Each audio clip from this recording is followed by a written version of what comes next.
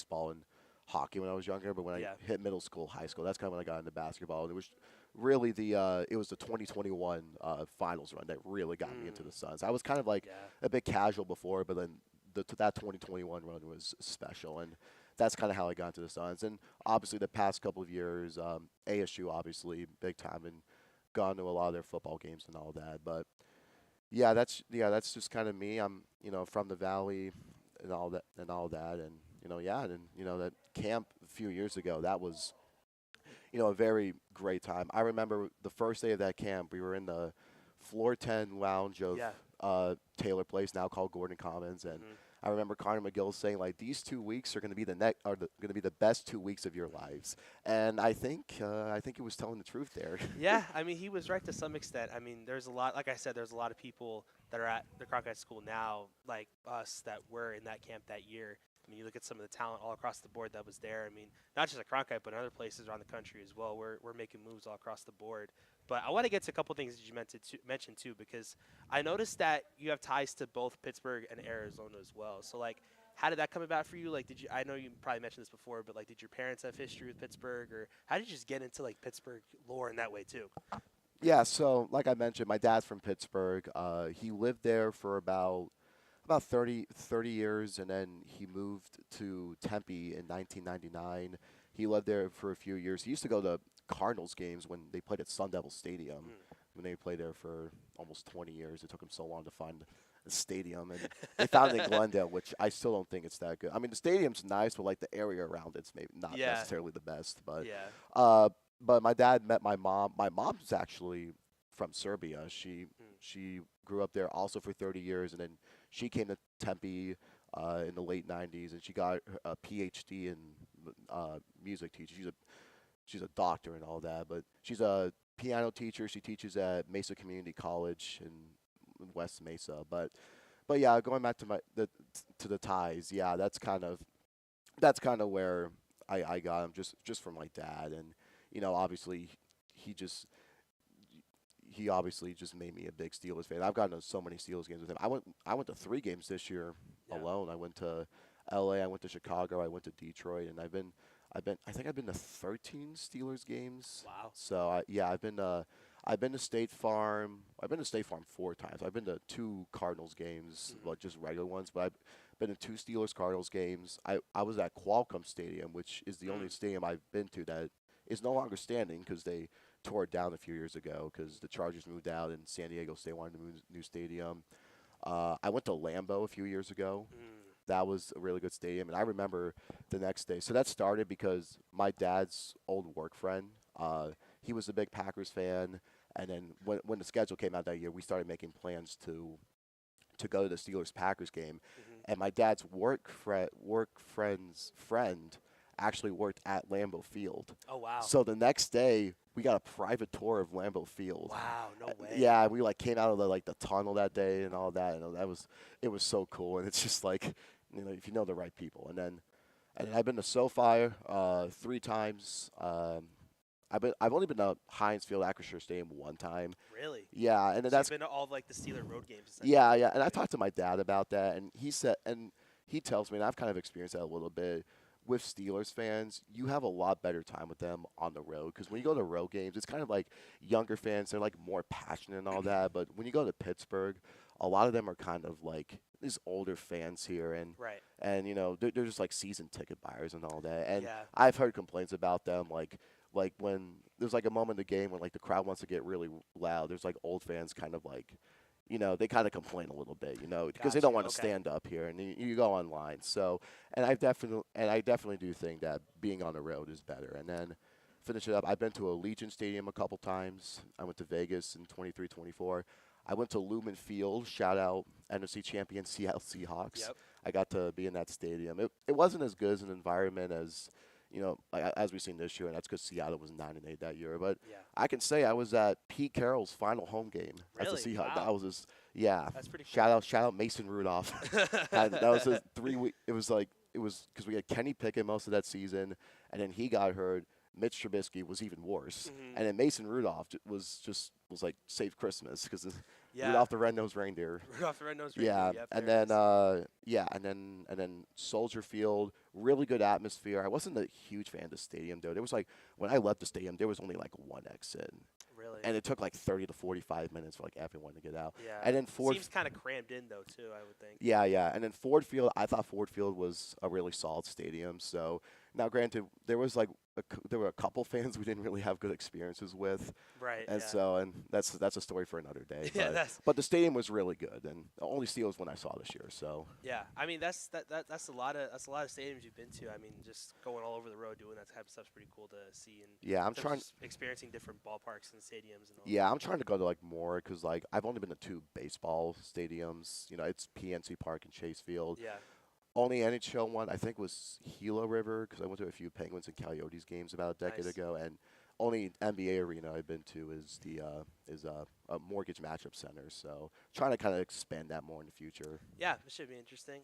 The last thing though, before we get into, of course, why we're here, the Phoenix Open, I want to get back to our Cronkite camp stories as well. So, because I know there's a lot of them. I think for me, I'll start like.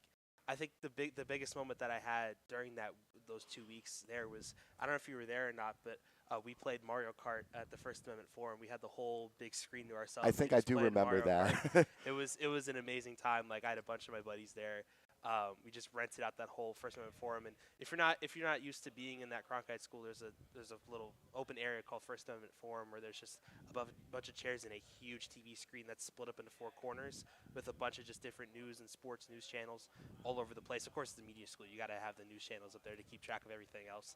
But we rented out that whole big screen and just converged it into one screen and just played Mario Kart at like 7 or 8 o'clock at night, and it was one of probably the coolest experiences I've had at the school, and I didn't even go there yet at the time, so it was really cool. But what about you? Because I remember also going to that water park as well. That was really Yeah, fun that's for a actually minute. yeah. Funny enough, that water park they have the mini golf place, golf lane. That's actually I used to go there a lot when I was Really, younger too. that's So awesome. on the topic of that, but I remember we watched the All Star game. I think it was in 256 or 202. I Yeah. forgot which Oh yeah, one. that's right. Yeah, it was 256. Yeah, and I think I like recorded the ending of that game because it was Yeah. it's somewhere on my phone. I don't know Yeah. where it is, And I but think, if memory serves, former Cleveland Guardians closer Emmanuel Clase struck out the side in that outing, and it's a shame that his career went down the drain a little bit because yeah, of it was. obvious reasons. But Yeah, I know you're kind of happy about it. yeah, The it's Yankees just fan. yeah. I mean, we'll see. I mean, we'll see how it goes at that point. But yeah, it's just very interesting to see how that went from watching him strike out the side in the All Star game to out of the league in like 3 years. It's very Yeah, interesting kind of turnaround to see where yeah. that went around. I mean, it really wasn't until last year because it was like the 2024 season until like the postseason. Right. He was arguably the best closer in baseball, and then that was an ALCS against New York happened, and then Yeah, just something that like whole that. postseason, and now it's insane. That's just insane, like how much the tide can change in your career. But Yeah, I mean, it's crazy how sports can, giveth and taketh at the same time. It's just one of the many stories about that. But do you have any other stories that from Crockett Camp that you remember that like was really top of mind to you at that point? I feel bad for Paula. 'Cause I haven't talked with her too much since I came to Cronkite, Yeah, and yeah, that's because I honestly I think was I was acting like just like a full on kid there. Like yeah. I remember like when we were coming out of the water park, and like I played like Pink Floyd there. Oh Well, yeah. one time we were like driving. I think we drove back from because we saw the Rising. Yeah, that Phoenix game. Rising. Yeah. And like I played. She was like letting us pick songs. I picked a 17-minute Pink Floyd Oh song. wow. Yeah, and like after like 5 minutes, they like turned it off. And I just, Yeah. like, No, I get that. I feel like that was just kind of, I was just kind of being like an annoying kid. I was really immature, and I still honestly I still kind of am immature. No, but, I mean like, it's fine though. I mean we all grow past that at some point. yeah, I like- mean that's kind of what you get with like high schoolers and Yeah, all that. no, that's So that. Yeah, that yeah, makes yeah, sense. yeah, and yeah, also the Cronkite camp. First off, first off, you obviously. That's how Yeah. we met. Shout out Jack Footer, my roommate. Hopefully Yeah. for next year, we've been having a good time. Charlie Limoncelli, obviously as well. Charlie. Yep. Yeah, Morgan Thamel. Yep. I know ones. Kendra Meyer. She's not a sports journalist, but still keep in contact with her. And then shout out some of the non-ASU ones. Theo Giovanni Schwartz. Yep. I love him. He was my roommate at that time, and keeping contact with him. Mia Thorough as well, and a bunch of others who are doing some great things. I think most of them are in ASU. Obviously, a couple of Yeah. them are not, but that camp was very much indeed fun, and Yeah. I wish I could do it over. But you know what? We're here now in college through year 2, and Yeah. my first year here, I really didn't do much. I was just kind of enjoying being my own for the first time Hmm. in my life. But it's kind of nice that this year I've kind of been able to get out in the field more, and it's been a lot of fun just putting my name out there. No, it's good. I mean, putting our names out there got us here in this position anyway, so that's part of that in that case. But I have one more story before we get into this Phoenix Open stuff. I don't know if you remember this, but I actually got COVID like on the last Oh, week that I oh was here. yes. Oh, So it was a funny story. So I don't remember even how I got COVID. It just happened that I got COVID in the that I dorm. think that was the day after the we were like all announcing the D-backs Yeah. game. So yeah, for context, we went to the D-backs game. They played the Giants, I think, at that day, and we were at like a high right field suite. All of a sudden, I feel like really sick, so I had to go to like a first aid unit or first aid office that was like kind of adjacent to the upper deck area, and they just gave me Tylenol and they just sent me home in the back to the dorms. And little did I know that was gonna be the last time I would see you guys, because I would test for COVID a couple times, and what do you know, I did get COVID. So this was like a couple years after like 2020 and COVID everything happened, but it's crazy. I think I got COVID like 3 times at one point. I've Like it I've was. never tested never- positive. Yeah, you never test positive for I COVID. feel, I feel like maybe I've been exposed because, like, the year after COVID, 2021, I went to some like big crowding events, but like Yeah. I've always tested negative. But I remember I you weren't there, but Theo like tested positive Yeah, on the Theo list. also got COVID too, Yeah, I yeah, think. yeah. Because like he was like texting me like hey man, I got COVID, and then because of that, it's like okay, I can't really like go back into my room now, so Yeah. I actually had to leave like the night before. So Wow, that's crazy. so it was yeah. I it's, basically had to get sent home at that point just because I got COVID, so I didn't want to pass it down to everybody else. But and I just had to, and it was also easy for me Yeah. because my house was like 30 minutes away. Facts, So facts, yeah. that's the nice thing about like I essentially have like 2 homes right by each other. No, yeah, I for have my sure. apartment and I have my house. Yeah, it's very helpful. But yeah, it was funny because I got sent home that day, and then I just did the camp the rest through Zoom. But it was funny because how it worked was we had to like create our own packages throughout the week just to kind of practice what it would be like to create a package. I was literally this close to getting that package done about the rising, and then it just got lost in the abyss after I got. I'll COVID, so- shout out the Wabi. The Wab. Oh yeah, Wabi. the Nabi. Nabi. It was Wow, Nabi, what not the- what Wabi. the- I don't know why I so, said Wabi. So Nabi in this context is like the Native American basketball, I think, institution. I don't know what the actual acronym of it means, but we all went to a game there because I think we had a subsection of people in the camp that were covering that tournament. It was really cool. Like we were like probably the loudest group there, and everybody was looking at us like, "Why are they cheering so loud? This is cool, but like the energy's way high for sure." But that was a really fun environment too. I remember getting like a really cool jersey that Yeah. came out there. It's too small for me now because that was like I don't know 4 years ago now. But it was really cool to kind of be in that environment and experience that. It was really sick. Yeah, no, I always like going to those high school games and like all those like professional arenas. Just this weekend we had high school hockey at Mullet, Yeah. and it was all packed out there too. And obviously, with the Coyotes no longer in the valley here, obviously I think hockey means just a little bit more. Yeah, I mean, especially because with high school stuff coming up now and college hockey with ASU popping off well, I mean, Yeah. it's Well, a really this season's high been hockey scene here yeah, too. this season's been a little off with some of the injuries, but Yeah. still a great time, great environment to be there. Yeah, I mean, they were in the semifinals of the NCHC Frozen Four at one point, so it was really cool to kind of see that team do really well in that environment as well. And Yeah, do I what was they at did. the second game against Minnesota Duluth or Duluth, yeah. Duluth. When Yeah. they were down like 3-0 in the first, they came back and won in overtime. Yeah. That's technically the first playoff game I've ever been to. Really, in yeah. any sport. Yeah, Really? I Wow. yeah, because I didn't go to the D-backs a few years ago. I kind of I felt if I was at Cronkite at the time, I could have. Right. Yeah. But like, I was still a senior in high school, and I just didn't have money. I didn't want to like ask my mom or dad like, hey, can you guys like, do you guys want to go to a Diamondbacks playoff Yeah, game? That's yeah, gonna yeah. cost a ton of money. Like, no. yeah, And you then don't want to spend all that money. Yeah, and then I didn't go to the Suns because Yeah. it was still kind of during COVID. So you have to keep yourself safe. But Yeah. Yeah, so that's good stuff there. But yeah, that's all for our recollections of Cronkite Camp stories. Now we're going to get into the nitty gritty here because the reason why we're here is we're here at the Waste Management Phoenix Open. And I want to kind of get into all the field stuff, get predictions for winners and all that. So I'll let you guys know who's in the field because this field is really, really stacked. You look at some of the best golfers in the entire world, like 2-time Phoenix Open champ Scotty Scheffler, 2-time Phoenix Open champ Brooks Koepka making his return to the Open for the first time since 2021. Because he just came back from the Live Golf Tour as well as his first year back on the PGA Tour. You also got 2-time Phoenix Open champ Hideki Matsuyama, Xander Schauffele, JJ Spawn, Colin Morikawa, 2024 Phoenix Open champion Nick Taylor is back on the field this year. Victor Hovland, who we literally just saw outside this door right here coming out, which is really cool. We got Tony Finau's here as well. Max Homa, Minwoo Lee, who's the originator of the Let 'Em Cook memes from a few years ago from the Full Swing Nefosaki series. If you know, you know. Also, Joel Damon is back on the field this year. He's kind of been that lovable loser, archetypish kind of guy that's been around the block here for a little bit on the tour, as well as Sahith Theegala, Tom Kim, who's a really, really great character on the tour as well, and Ricky Fowler and Jordan Spieth. So many talented golfers on this field, as it should be, because the Phoenix Open is, I think, in my opinion, one of the biggest events in the PGA Tour all year long. So you're going to have to get all these star names here in the first place. Yeah, and obviously we start with just so many star players. We know Scotty Scheffler, and just can keep going on from that. I mean, it's just as someone who's lived in Arizona my whole life. These like events that we have here in the Valley, we take them very very seriously, and the Phoenix Open is no exception. And now I myself, I'm not super because I wasn't really the biggest golf guy growing up, but you can tell like last year when they had the Phoenix Open here, you can tell like because we had some really cool moments there, and it just meant so much, I think, to the people living here. Just being able to go to events like these, it means a lot. Yeah, and the environment here in Arizona is like really big. Of course, you got the weather here. That's a plus. That's why all these big sporting events take place here in Arizona, just because of the weather all year round. Such beautiful spots here in the great state of Arizona. But yeah, also some snubs that I saw that's not on the field. Justin Thomas is not in the field. He's been one of the better golfers for the last, I don't know, 5-10 years now. 2025 defending champ Thomas Detry out of Belgium is not in the field this year. So we will get a new champion here on the Phoenix Open.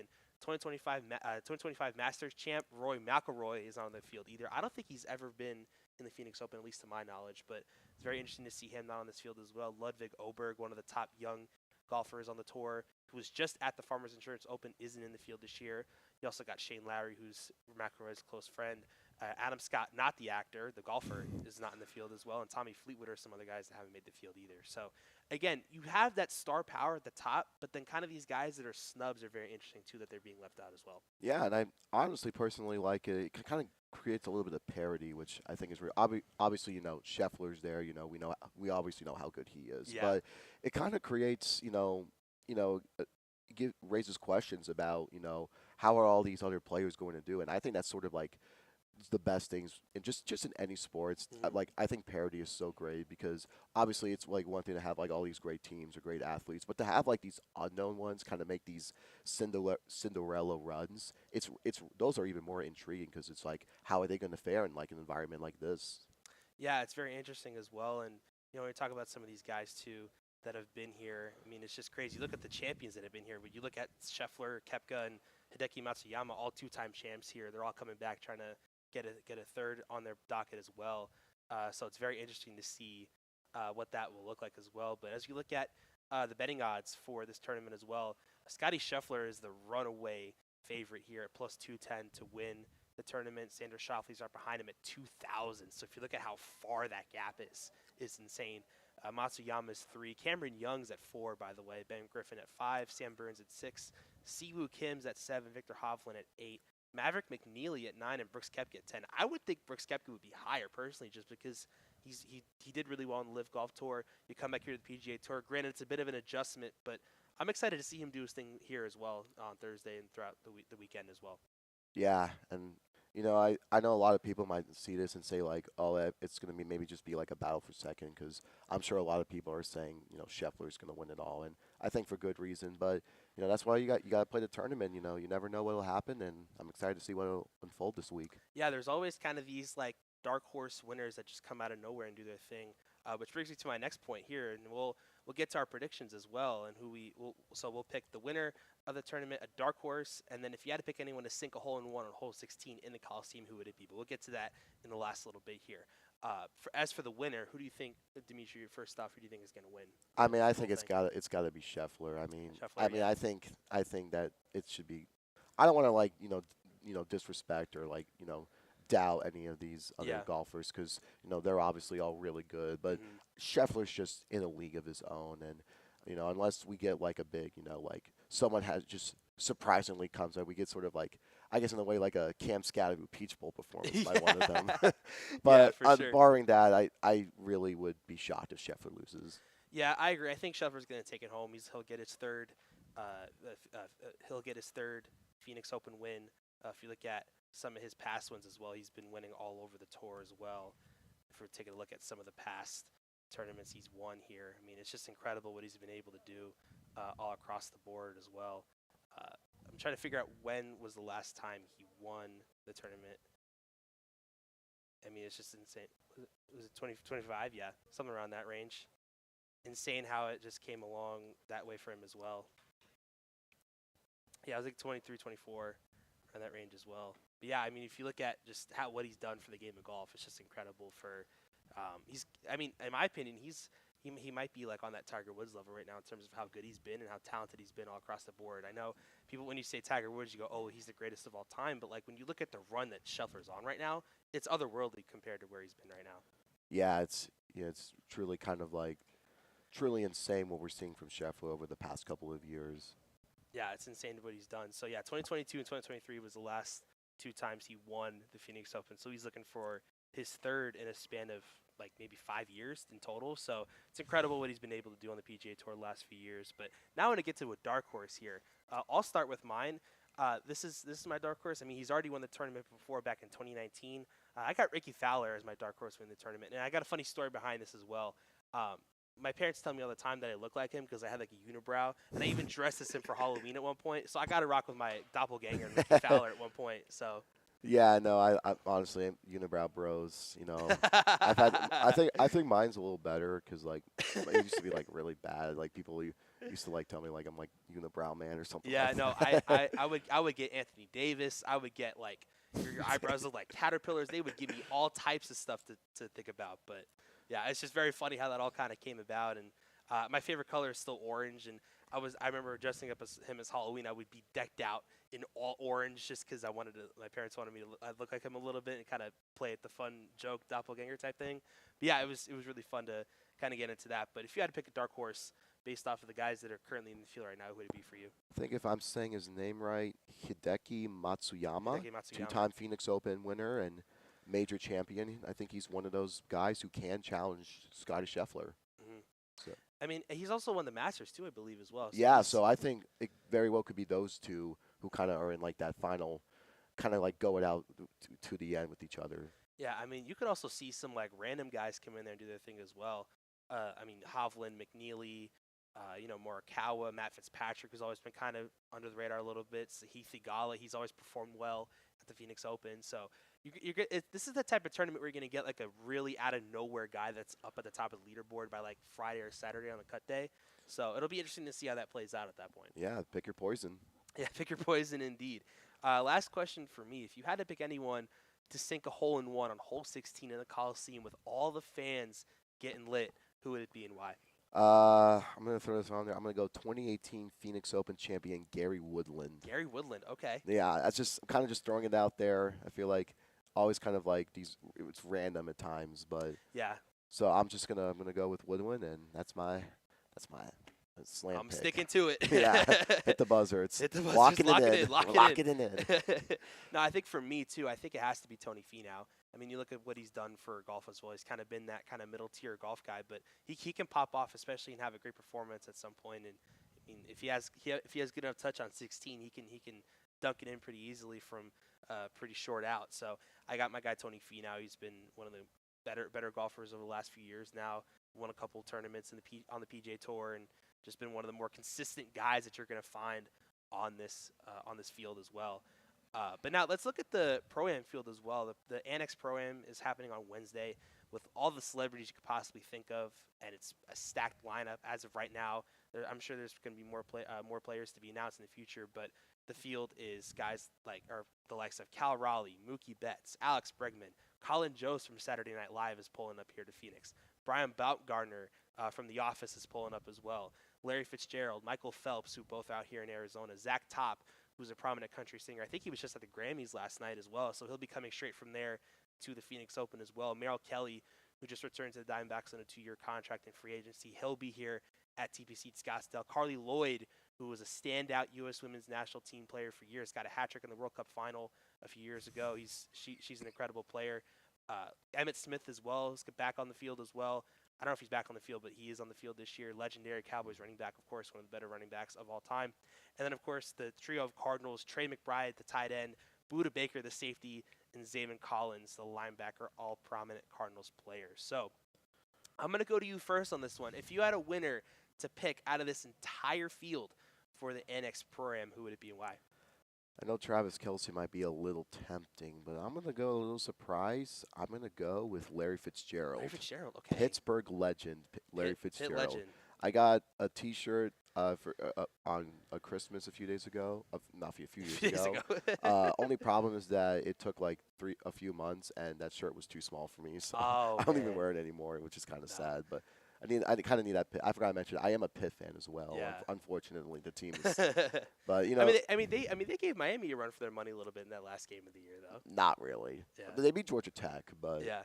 You know, and they had like that few game winning streak with Mason Heinschel when they were playing like nobodies in the ACC. Yeah. And then they were going up against Notre Dame. It was like, oh man, Pitt could win this. And I was thinking like they're not going to beat Notre Dame, bro. And then they played Notre Dame. Like, oh wow, they lost. But you know what? You know what? I will say that was probably like I think the loudest I've heard Heinz Field for a Pitt game. Yeah. 100%. But they're cutting down the capacity now. It's like they're because they did a regular capacity for like Steelers games, but I think for Pitt now they're cutting it down to 51,000. I saw. Yeah, for sure. Which kind of makes sense because they do have a hard time filling the stadium up for Pitt games. Yeah, I mean, Pitt's on the up and up. I could definitely see them. Yeah, back in the shout out ACC. All ACC quarterback Kenny Pickett. Yeah, I was going to mention that fake slide too. That fake slide. You know what, Kenny Pickett. You know, I'm a Steelers fan. I watched him for 2 years. You know, was not really that good, but that fake slide was tough. Yeah, it was really cool. It was very tough. It was very circa Mike Vick. With the Falcons when he had that fake slide spun around. Yeah, RG3 was like losing it in the broadcast afterward. Like, oh my God, a fake slide. I mean, that's hard. I mean, just off of physics wise alone. Yeah. When you're trying to slide down and then all of a sudden you pick yourself back up and run to the end zone, that's got to be tough in terms of like having to collect yourself together before you start going again. Most fake season ever because this is a fifth-year senior and then he had that good season. He was really good that year, but that convinced the Steelers to draft him. And oh wow, I mean, I have my own memories with Pickett because he was really clutch in the fourth quarter. It was like first 3 quarters he'd play like Jamarcus Russell. Yeah. Fourth quarter he turns into John Elway. Yeah, it's very random how that all unfortunately, turns out. that Linciani Rand didn't last, and now he's on the Raiders sucking. So that kind of sucks. I love Kenny Pickett though. He's my goat. Yeah. Kenny Pickett's good, but yeah. Anyway, back to my winner prediction. I got Travis Kelce. I mean, this guy's gonna just provide the energy, especially on 16. I'll get to him there in a second, but I mean, Travis is also a prominent golfer as well. He golfs with Justin Timberlake in the offseason last year as well. He really likes golf, so I imagine him really putting the athletic competitiveness that he has from football and channeling that into trying to win this Pro-Am. So it'll be interesting to see how he plays on Wednesday. But I also have the prediction of who will stick a hole-in-one on 16 if it came to that. I also have Travis Kelce for that as well. Again, he's just made for the Coliseum. Like, if there's anybody on this field that can really provide that energy for being on hole 16 with that ruckus crowd around you, it's nothing better than Travis Kelce. And I think he'll feed off that energy. He'll get a hole-in-one, and that will just break the internet, I would think, for sure. It would break the internet if he gets a hole-in-one. Yeah. What would you pick if you had anyone in mind that you would predict would stick a hole-in-one on 16 on the Pro-Am? This is going to be another one from left field, but I'm going to go with Arizona Cardinals legend Emmitt Smith. Emmitt Smith, okay. All-time leading rusher, and then with the Cowboys, and then he was with the Cardinals for like 2 years. But he beat the Cowboys in the playoff games, so shout out to, was it 2004, something like that. But the twilight of his career. But yeah. You know what? He beat his former team, so. But yeah, why would you pick Emmitt Smith, though? Just because off of golf Yeah, talent, I don't know. No, not really. I mean, some of these I feel like I'm just kind of like taking my shot with that a little bit. No, that's fair. But like, you know, I could see Emmitt Smith, you know, doing something like that. I wouldn't if he got a hole-in-one, I wouldn't be too shocked. I wouldn't rule it out. But you know I mean, I guess I could have gone. Michael Phelps might have also been a good one because he's obviously one of the best athletes ever. But yeah, obviously. Yeah, I feel like for somebody, like I said earlier, for some of these picks, you sometimes gotta go like a little past the comfort zone and kind of like you gotta dive into it a little bit. Yeah, 100%. That's why for like, especially for golf, you kind of have to like, you know, pick the ones that you know people don't expect to pick. Yeah, you just gotta kind of throw stuff at a dartboard and see if it sticks. Honestly. Yeah. So, but it's all very interesting to see how that'll all play out on the Annex Pro-Am on Wednesday. But I want to get to some football now because, of course, whenever there's the Phoenix Open coming up on the week, there's always the Super Bowl coming up at the same time. We got Aiden O'Neal, Shea Maloney, Parker Perrell, and a bunch of other guys up at San Francisco right now on Radio Row for the Super Bowl, which is really cool as well. But I want to get to some Super Bowl stuff as well, because when you look at kind of both of these teams coming into this one, I'm really excited for this matchup as well. I think these are probably two of the best teams left in the playoffs right now, and they're facing each other in the Super Bowl, which in my opinion is what you want in a Super Bowl. You want the best of the best going at it constantly. I think just from a quarterback standpoint, you look at Sam Darnold and the journey that he's been on with what he's been able to do with his career. I mean, from seeing ghosts in New York to kind of shipping around to Carolina and San Francisco, his old stopping grounds, and then becoming a real starting quarterback with the Minnesota Vikings last year, and then, of course, signing that free agent contract with Seattle and tickets in the Super Bowl in just his first season with the team, which I think if you look at these two teams from a year ago as well, if you would have told me that this would be the Super Bowl matchup, I'm like, yeah, you're crazy. There's no way that we're getting the Seahawks and the Patriots in the Super Bowl again like it did in Super Bowl 49 a decade plus ago. But it's just very interesting to see how this matchup will play out. And one other thing that I saw too was this is like I think the fourth or fifth time in Super Bowl history that the same matchup will be played twice on the same network. It'll be featured on NBC That's true. on the Super Bowl. In fact, I think 4 out of the 5 are NBC as well. I think the other ones were Chiefs. The other one that wasn't NBC is Chiefs Eagles were on Fox. I think it was like Super Bowl like 50, 56, 58, something like that. Yeah, I'm yeah, not they really were, sure, those but were both. yeah, it's again very interesting to see how that all plays out. But yeah, like what are your thoughts on the Super Bowl? Just kind of rattling off, and what do you think of these two teams coming into it? How ironic it is how we were all celebrating the Chiefs being out of the playoffs, only for New England to make it back. But Yeah. despite all that, and, I'm a big Steelers fan. I do not like the fact New England's in the Super Bowl. The whole thing, like, we got to keep them in. We got to keep them at 6 rings. But Right. putting all that aside here, I think you really have to give a lot of credit to Mike Vrabel and what he's done his first year with Drake May. And I know there's an argument because you go online and a lot of people think just New England's just a little fraudulent just because their path has definitely been a bit favorable. Their regular season schedule is easy. Argument can be made the postseason also with Jarrett Stidham getting injured and C.J. Stroud just deciding to have the worst game of his life too. Yeah. But I think even then, the Patriots are still a really good team. I think Yeah. the improvement that they've seen is just enough to be impressed by this. And even if New England doesn't win the Super Bowl, I don't think there's like it's not like the worst thing in the world because the improvement's just been incredible. Drake May has become, he arguably might be the MVP this year. I personally think Stafford's going to win, but like if May wins, I wouldn't be too mad at that because he's Right. had that great of a season. And, Travion Henderson, Ramondre Stevenson, and, Drake May's just kind of been, doing all. You were at a New England game earlier Yeah, this I year. was. I was at the Week 18 game when the Patriots took on the Dolphins, and just seeing how Drake May was so poised in the pocket, like he's got that calmness that not a lot of quarterbacks in this league have, and just the way he was so poised and just focused on getting the ball to the right guys and the open guys in field, and just focusing on keeping that same energy was kind of what got him here in the first place. Even though he didn't have the best postseason performance so far, in my opinion, he could definitely play better. Like he still did just enough to get them to this point, and that's kind of all you want in playoff sports, whether it's football, baseball, basketball, whatever it is. Just as long as you get that little bit of advantage in there with you, you'll be set.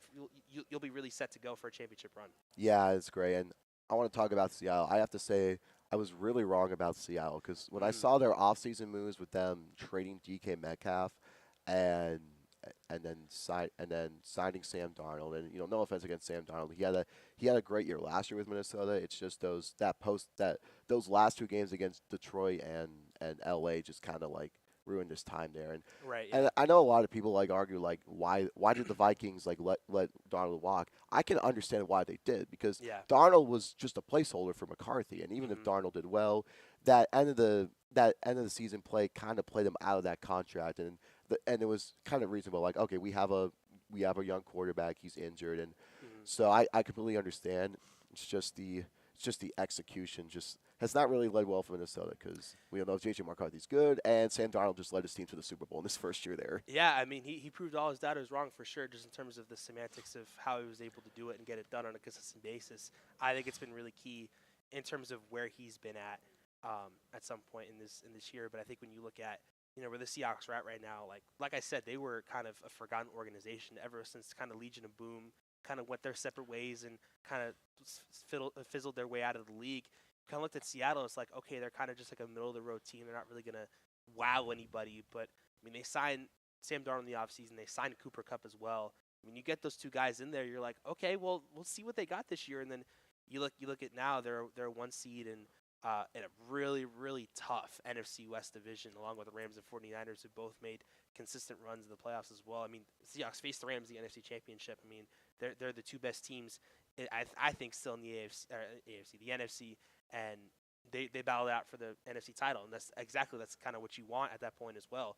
But just that all props goes to Mike McDonald and his coaching staff as well. I think he did a really good job coaching this team, getting them to where they need to be, selling division right away when he came in a year or two ago. And I think he's right in the discussion for Coach of the Year. But I think for me, it's between Mike Vrabel and Ben Johnson in my case. But I think what are your thoughts on all those three being in it? I'm hearing a lot of Shanahan for the Niners. I'm hearing a lot of other coaches as well. So what are your thoughts on that right now? Definitely. I do feel like Shanahan's done the most impressive job considering how many injuries the Niners have had. Brock Purdy missed a chunk of the season. George Kittle got hurt. He got hurt in the playoffs. He was out for the year. Fred Warner got hurt as well. Just so many injuries. And the fact that San Francisco still got to 12-5 and won the playoff game definitely is incredible. And you can't really be too mad of how the season ended. It was just too much to overcome. And honestly, I don't even think they should have won the wild card round. I think it just said like how much the Eagles just choked that game away. But Right. Yeah. Shanahan, Ben Johnson, also incredible job what he's done this season, and he's like another one of those where like you kind of felt he was going to be a good coach, and he's really starting to build that foundation in Chicago. I know kind of the big question is also like, is Caleb Williams, there's still some questions about him. I do think he still has a little bit of consistency issues, Hmm. but we've seen what he can do when he's on his game, and we've seen those fourth quarter drives, and more specifically, like that crazy touchdown he had against the Rams. And Yeah. I know he threw that interception in overtime, which I think was just miscommunication. I know DJ Moore kind of jogged on that route a little bit, Hmm. but even then, despite the bad end to the just heartbreaking end, Chicago's also just another team where like you just like can't be super mad about how the season went for them. No. It was a one where they played over the expectations that were set for them in the season. They won their division. They bested the Packers. I think that's the best feeling Yeah. in the world, especially that second game, coming back down 21-3, coming all the way back to win. There's no better feeling in the world than beating your division rival. And I think, just saying as someone who follows ASU, Hmm. that's kind of how they feel whenever they beat U of A. That's Right. kind of Yeah. how the Bears feel whenever they beat the Packers. Hmm. And I know the rivalry wasn't really as much, as hyped because, the Bears had to kind of struggle. But I think when both of those teams are good, it's one of, if not the best rivalry in the NFL. Oh, 100%. And I think it's been rare to, especially see when you look at, the Bears' history over the last few years. They've been kind of towards the bottom of the league for years now, ever since that double doink field goal in, like, I think it was like 2018 at Yeah, that point. Cody Parkey. Cody Parkey, I yeah, remember that. legend. Shout out Cody Parkey. But ever since then, they've always kind of been kind of laughing stock of the NFL. They haven't really improved as much. And then I think when you get a guy like Ben Johnson in there with his scheme, getting a guy like Caleb Williams in there to respond well to his scheme as well. I mean, Ben Johnson's been a savior to not just one FC North team, but the other one in the Detroit Lions when he was the offensive coordinator there. He really got them back to where they needed to be as well. And he's really culture changer, and that's why I think to me he has the best case to be coach of the year. Even though, of course, when you look at the coach of the year odds right now, according to BetMGM, Mike Vrabel and Mike McDonald, of course, the two Super Bowl coaches, are 1 and 2 in the closing odds right now. Vrabel's running away with it at minus 285, then Mike McDonald plus 300, and then Johnson at plus 1800, and Liam Cohen, the Jacksonville Jaguars head coach as well, is at plus 1800. But I think when you look at just the overall case of a lot of these coaches, I mean, there's a lot of coaches you could pick, and I wouldn't be mad at you, but I just think Ben Johnson has the best case for it, simply because the Bears were a forgotten organization at one point, and now you're looking at them. They're a really, really good team. They they made it far enough to where they were a play away from possibly beating the Rams and playing, the eventual NFC champ Seahawks at Seattle in the NFC Championship game. Like, you look at that just alone, I think it's the best case you could possibly have for a head coach in the NFL right now. Yeah, it's incredible here, and I'm really excited to see what Chicago's going to do over the next 2 years. And think the big one is, I think Caleb Williams has to continue to develop. We've seen him do those incredible plays, but like, you know, I just need to see just a little bit more from him. And I think it's just his thing is consistency. If he Right. can be more consistent, then I think Chicago's going to be a dangerous team for years Yeah. to come. And I want to give a shout out to we kind of showed it on the odds, Liam Cohen. Yeah. I remember when he got hired by Jacksonville last year, and then everyone was kind of trolling him and clowning him because he Yeah. had that whole the Duval Duval. quote, and it was like, oh, they're gonna be like the first team to go to 0-17. But what a job! But what a job Jacksonville has just done this Yeah. season. They started the season kind of like I guess a little mid, if I can say that, mediocre, I guess, Yeah. one of those two. But Around that range, you yeah. know, because like they were kind of having these not so great wins here, and I remember one of Mhm. them they blew with a 19-point lead in the fourth quarter to Davis Mills Yeah. and the Texans. It was kind of insane. Thankfully, it Mhm. still saved their division, but that second half of the season, Jacksonville really put their foot on the gas pedal, and I think nothing was more impressive than their 34-20 win against Denver, and that's one of the reasons why so many people thought Jacksonville was like had certified themselves as a Super Bowl contender. And Mhm. you know, the playoffs unfortunately, didn't work their way. And when you play a team like Buffalo with Josh Allen, Mhm. that's going to be like that. And Jacksonville's a young team. A few years they were coming off a 4-13 season, and they reversed it in just 1 year. And I Right. think Jacksonville's also going to be a really good team. And I've noticed when you talk to some Jaguars fans online, you can tell, like, you know, kind of like similar to Chicago, it was a heartbreaking end, but a lot of optimism. And that's how it was, like, with a lot of these playoff teams, especially in the AFC as well. Mhm. Because this year was kind of different because, like, last year when the playoffs came, we kind of felt like it was going to be Kansas City and Philadelphia in the Super Bowl. And, there wasn't really too much excitement. Right. Yeah. But you take a look, like, this year, there were so many new different teams. And it was just, like, that's one of the reasons, like, I was so excited because of the parity that we were going to see. And we clearly got that. And the playoffs were just amazing this year. Most of the games were really good. I think it had to be the Rams and the Seahawks game.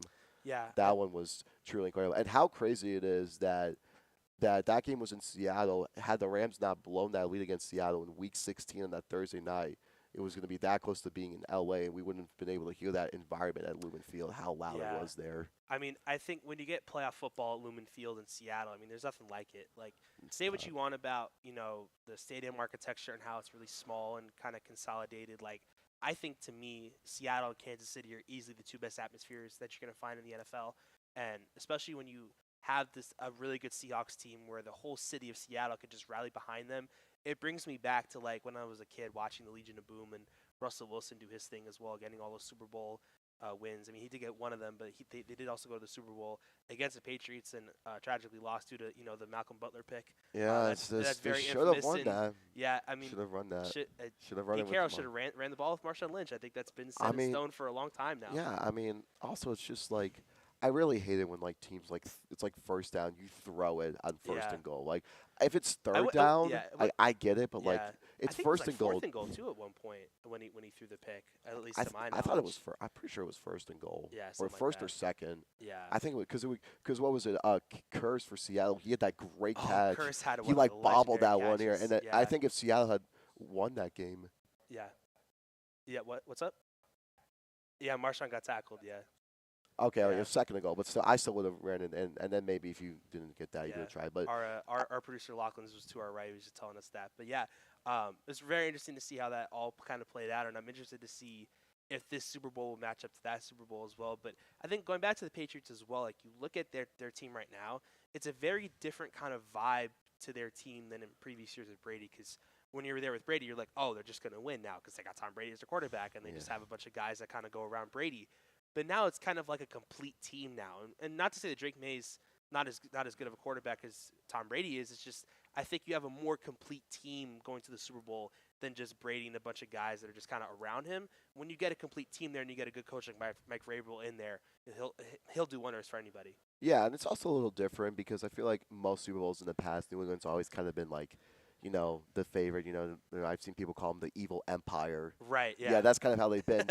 This year it's a little different because they're coming off a rebuild and now they're still kind of in that underdog phase. And like I mentioned earlier, a lot of people sort of doubting them just kind of because of the path they had there. So this is a big moment for the Patriots if they can prove all those.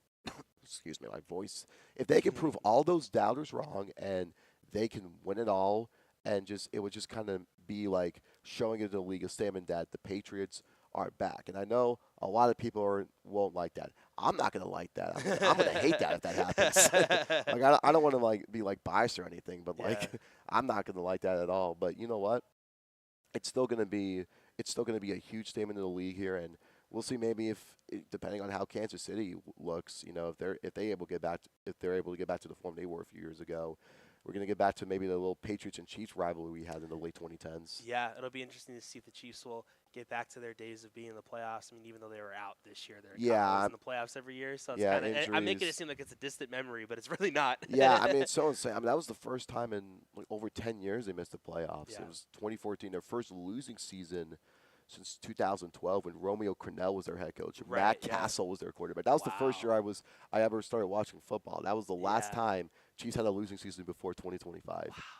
Yeah, that's a wild throwback. I mean, you look at Alex Smith, Matt Castle. These Yeah, they guys got came Alex before Smith Patrick Mahomes. because Alex Smith went to Kansas City because he lost his job to Colin Kaepernick after Yeah. he got hurt. Mm. Just insane. Nevada Wolfpack legend Colin Yeah, Kaepernick. Nevada Wolfpack legend is true.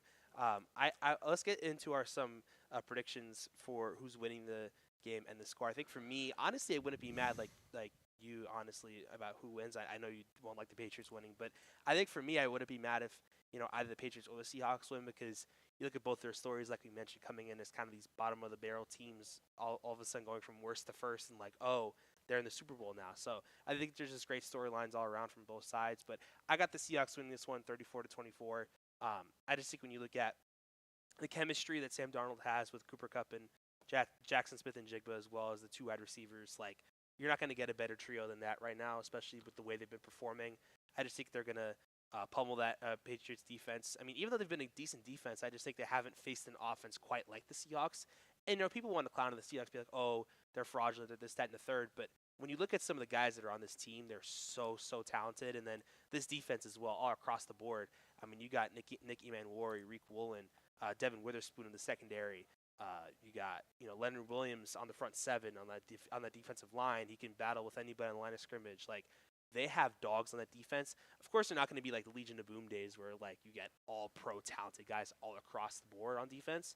But they're I wouldn't say they're right behind it, but they're pretty close to it, especially with the talent that they have all across the board. And that defense is going to make Drake's May life look like hell, honestly, in terms of where he's at right now. Yeah. But I think where the Seahawks are at right now, they're just a more complete team than the Patriots are, which is why I have them winning this game. But 34-24, again, the score for that. But what would be your prediction for the winner and the score? I would say pretty similar. I go 31-21 Seattle. Nice. So I think just Seattle is they're just super complete. I mean, their defense is amazing. They're kind of calling back to the Legion of Boom days Yeah.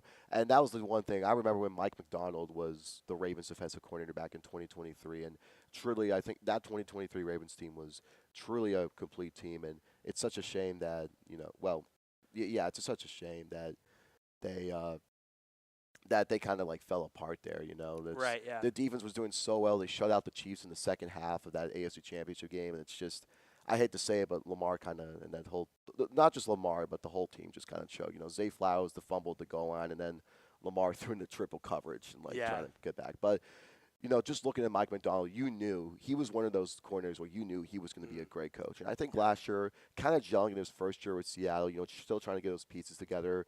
But what he's done in year two is incredible. And honestly, I feel so happy for Sam Darnold. Just where he started, we all thought he was a draft pick. I mean, if you told me 5 years ago that of the 2018 quarterback draft class, where we've had Josh Allen and Lamar Jackson, the first quarterback to make the Super Bowl would be Sam Darnold, I would have stared at you shocked here. I mean, you saw how his time in New York ended. It's like there's no way. And then he was kind of bouncing around the league because he was with Carolina after, and then he was with the Vikings after that, and then so it's just insane that what he's done with Seattle, and all credit goes to Mike McDonald. And Kenneth Walker, obviously great running back. I mean, so good. JSN, of course. I mean, where do you even begin with JSN? Probably you could maybe he might be the best wide receiver in the NFL right now, if you could make a case. Yeah, it's definitely a case for him as well. I think he's in that top 5. But before we get into our Super Bowl MVP picks, first of all, if you're new watching us here, first of all, welcome. I'm Kadi. That's Dmitri Kiriluk.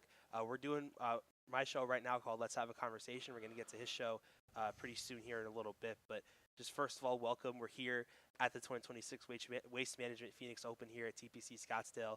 We're really excited to be here, and we're excited to keep going here in a little bit here. So anyway, with the Super Bowl MVP picks as well, I'll get my pick in first. I think it's got to go Sam Darnold. I think, it seems kind of chalky that it would go to a quarterback. But again, like you mentioned, when you look at how Sam Darnold has been throughout the last few years now. It's been kind of up and down roller coaster road for him, but you want to see him get to that mountaintop and get that Super Bowl MVP as well, that he can put in his trophy case and be like, yeah, I did my stuff this year. Like, I really succeeded at what I've been doing, and he's really in a great system in Seattle right now. Like, you could tell right away before he even signed that contract with Seattle. Like, he mentioned how him and Mike McDonald clicked right away in terms of the chemistry. So he's really comfortable. He's finally comfortable after years of being kind of shipped around to different teams and all that. But I think he gets his moment to shine. I think he gets Super Bowl MVP. But my sleeper pick is also Jackson Smith and Jigba as well. Like, he can really put together a great performance. Like, he's had like the 10 catch, 100-yard games that he's had as well. I mean, it's just phenomenal with what he's been able to do with his career right now. But yeah, what would your Super Bowl MVP pick be in your case? I would say Sam Darnold as well. And just one more thing about Darnold, like Yeah. the biggest question I had coming into the postseason, because we saw how good he was in the regular season, but the big question was how he'd be in the postseason, because we saw what happened against Minnesota last year, and even earlier this season when they played the Rams at SoFi, he had 4 picks that game. But he's done such a great job in the playoffs, and I think that NFC Championship game, that might have been the best game of his career. Right. I would honestly say that. But yeah, I'm going to go with Darnold. Like you said, JSN also could be one. Kenneth Walker, too. Depends on how I think he also could do as well. But it's just a Seattle offense that's filled with so many offensive weapons and a defense that's got so many key parts, too. And, Right. and I think New England will keep it close, but I just think Seattle just has too much. And I think the Seahawks will get revenge for what happened 11 years ago. And hopefully we're not going to have another. They're not going to have another situation where they make a controversial call at the goal line. Yeah. I was on Twitter a couple days ago and it's saying like it's going to be something where like they're going to like run the ball when like people tell them to like pass. It's like the reverse Right. one. Yeah. I don't think it's going to happen. I think Seattle No. should be fine. It should still be a fun game regardless. It's gonna be a really, really fun game. You got two really good teams going at it. That'll do it for that kind of preview segment. But I want to get to the halftime show as well, because of course, if you guys haven't been living under a rock, Bad Bunny's performing at the halftime show for the Super Bowl this year. I'm really excited for it. I think it's going to be very kind of complex and out there a little bit in terms of where they're at currently. But I think when you look at, you know, where he's at right now in terms of his career, like he's one of the best artists in the game right now, doing numbers all across the board, all over the world. We talked about it on the way here. Like, he is so popular all over the world. So this is going to be a worldwide watching event that's happening right now. So I'm interested to see how it'll be. What are your thoughts kind of going into it, and how excited are you for it? Well, I'm excited for it too, and I think a lot of people are sort of interested in like the political part of it too. Obviously, uh, he made a couple at the Grammys last night, and all that. But I think it's pretty good here. I think it's kind of like a one of a kind one. I guess obviously it's not like that in like other countries, but if here in the U.S. it does feel I guess a little bit niche, and I don't want to like disrespect Bad Bunny saying that, but like he Right. kind Yeah. of felt like an option. A lot of people here wouldn't like necessarily, think about that. I mean, you would have. Mm. I mean, like last year they got Kendrick to do the halftime show, and obviously Yeah. everyone knew Kendrick because of his beef with Drake. Yeah. So Bad Bunny definitely was a little bit of a, I guess you could say odd choice, but I think it's still, a good choice here because I think there's a good reason why he's the most popular artists in the world, and we've seen his music here. He just won Album of the Year last night. We saw that Yeah. reaction too. I mean, really great. You really feel for the guy. I mean, like you feel good for him, and Right. I Yeah. really hope that he puts on a great show. And Yeah.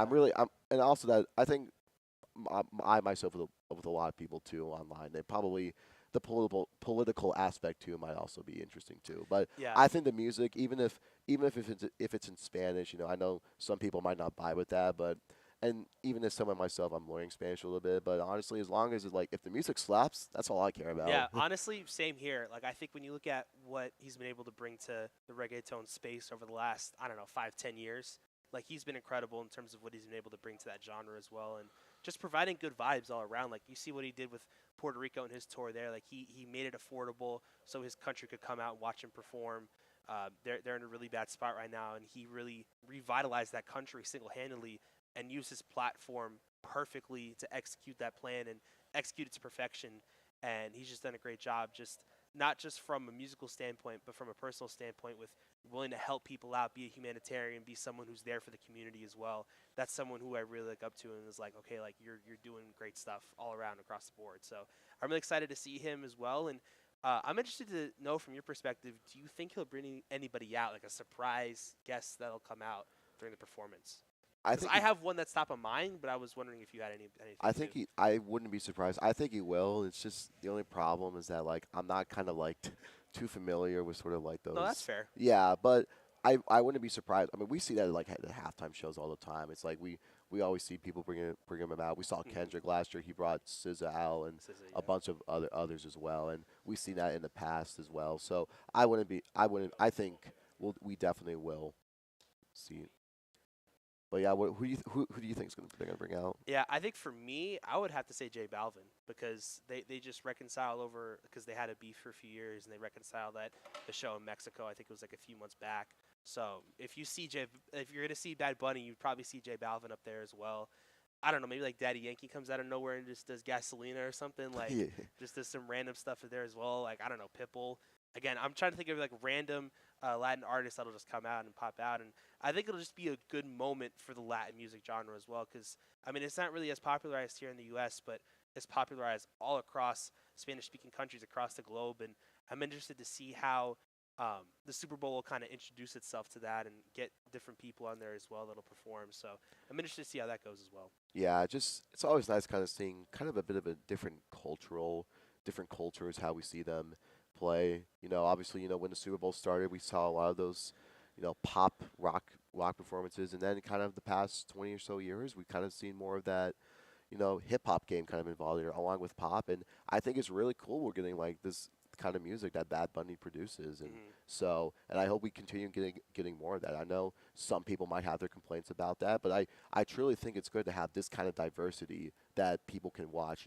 For people who may not know too much here, this is a good introduction point for them. Yeah, for sure. I think in terms of where he's at right now in his career, it's incredible.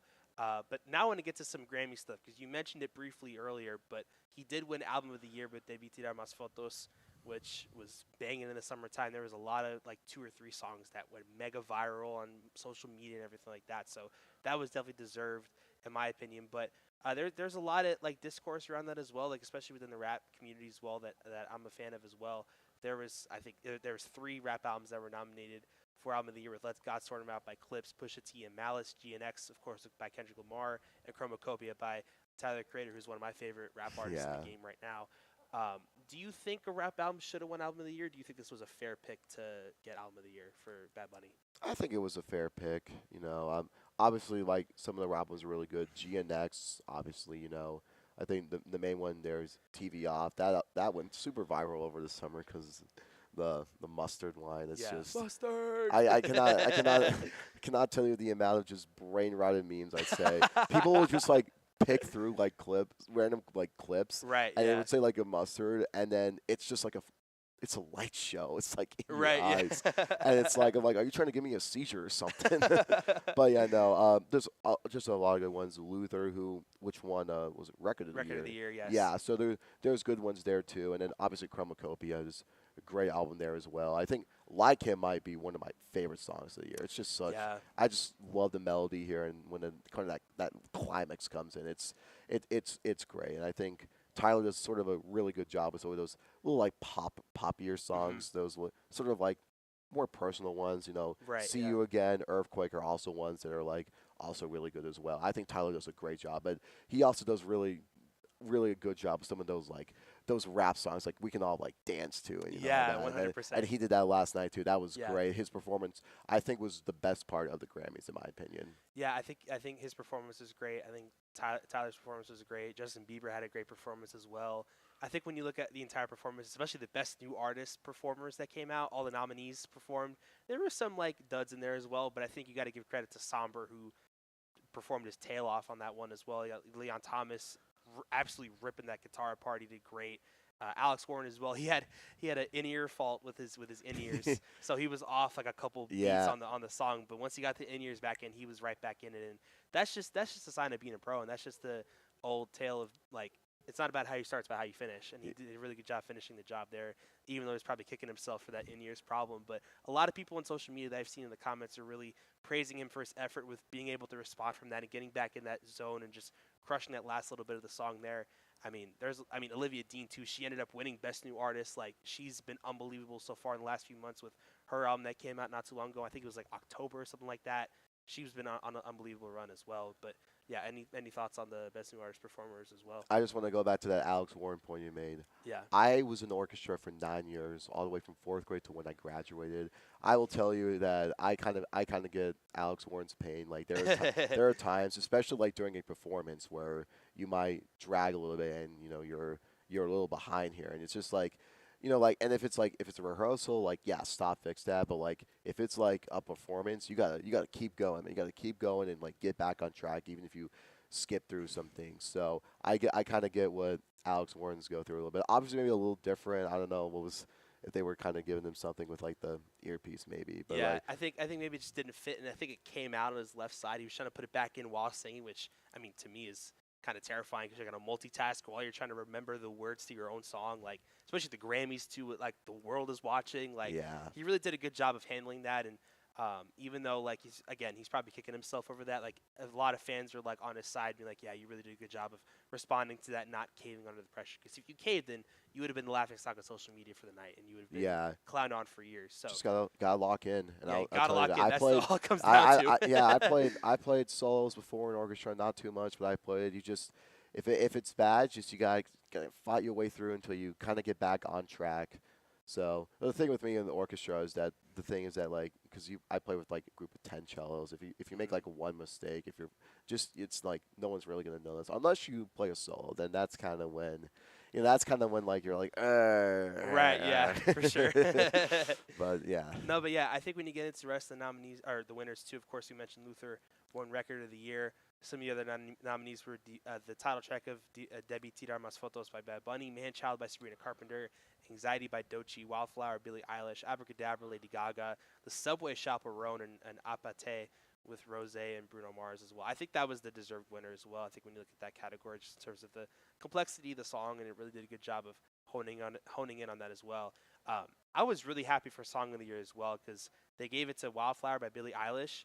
I was really ecstatic that she got an award, a Grammy this year, because even though her album Hit Me Hard and Soft didn't win Album of the Year over Cowboy Carter, which I think Hit Me Hard and Soft was the best album last year, just in terms of the complexity of that album as well, and how many great produced songs and great vocals she had on that album as well. So to get Wildflower, which is technically considered a single that she released kind of just off the deadline point of the Grammy cycle, she was able to kind of finesse that into the Grammy nominations, and she got an award for that. So I'm happy for her that she did get her deserved Grammy at some point, even though it came a year later from Hit Me Hard and Soft. I think she deserved that Grammy as well. yeah, and I don't want to like this on some of the song because the Song of the Year nominees maybe were kind of a little controversial. Obviously, you had I think Anxiety, which if Yes. you went on the internet the whole year, like everyone hated that song. And Yeah. the thing with an Anxiety, I don't think it's a bad song. I kind of vibe with it, but it's also because it's sampled the somebody that I used to know. Yeah. So and that's the thing is like people were like make like videos about that. I go like on Instagram or TikTok. And it's like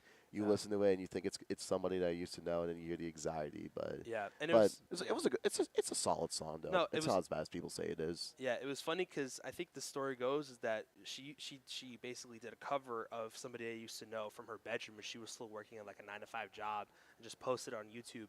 And ever since then, it got blown up on social media, was mega viral, and she was like, okay, I might as well capitalize on that and make it to a full song.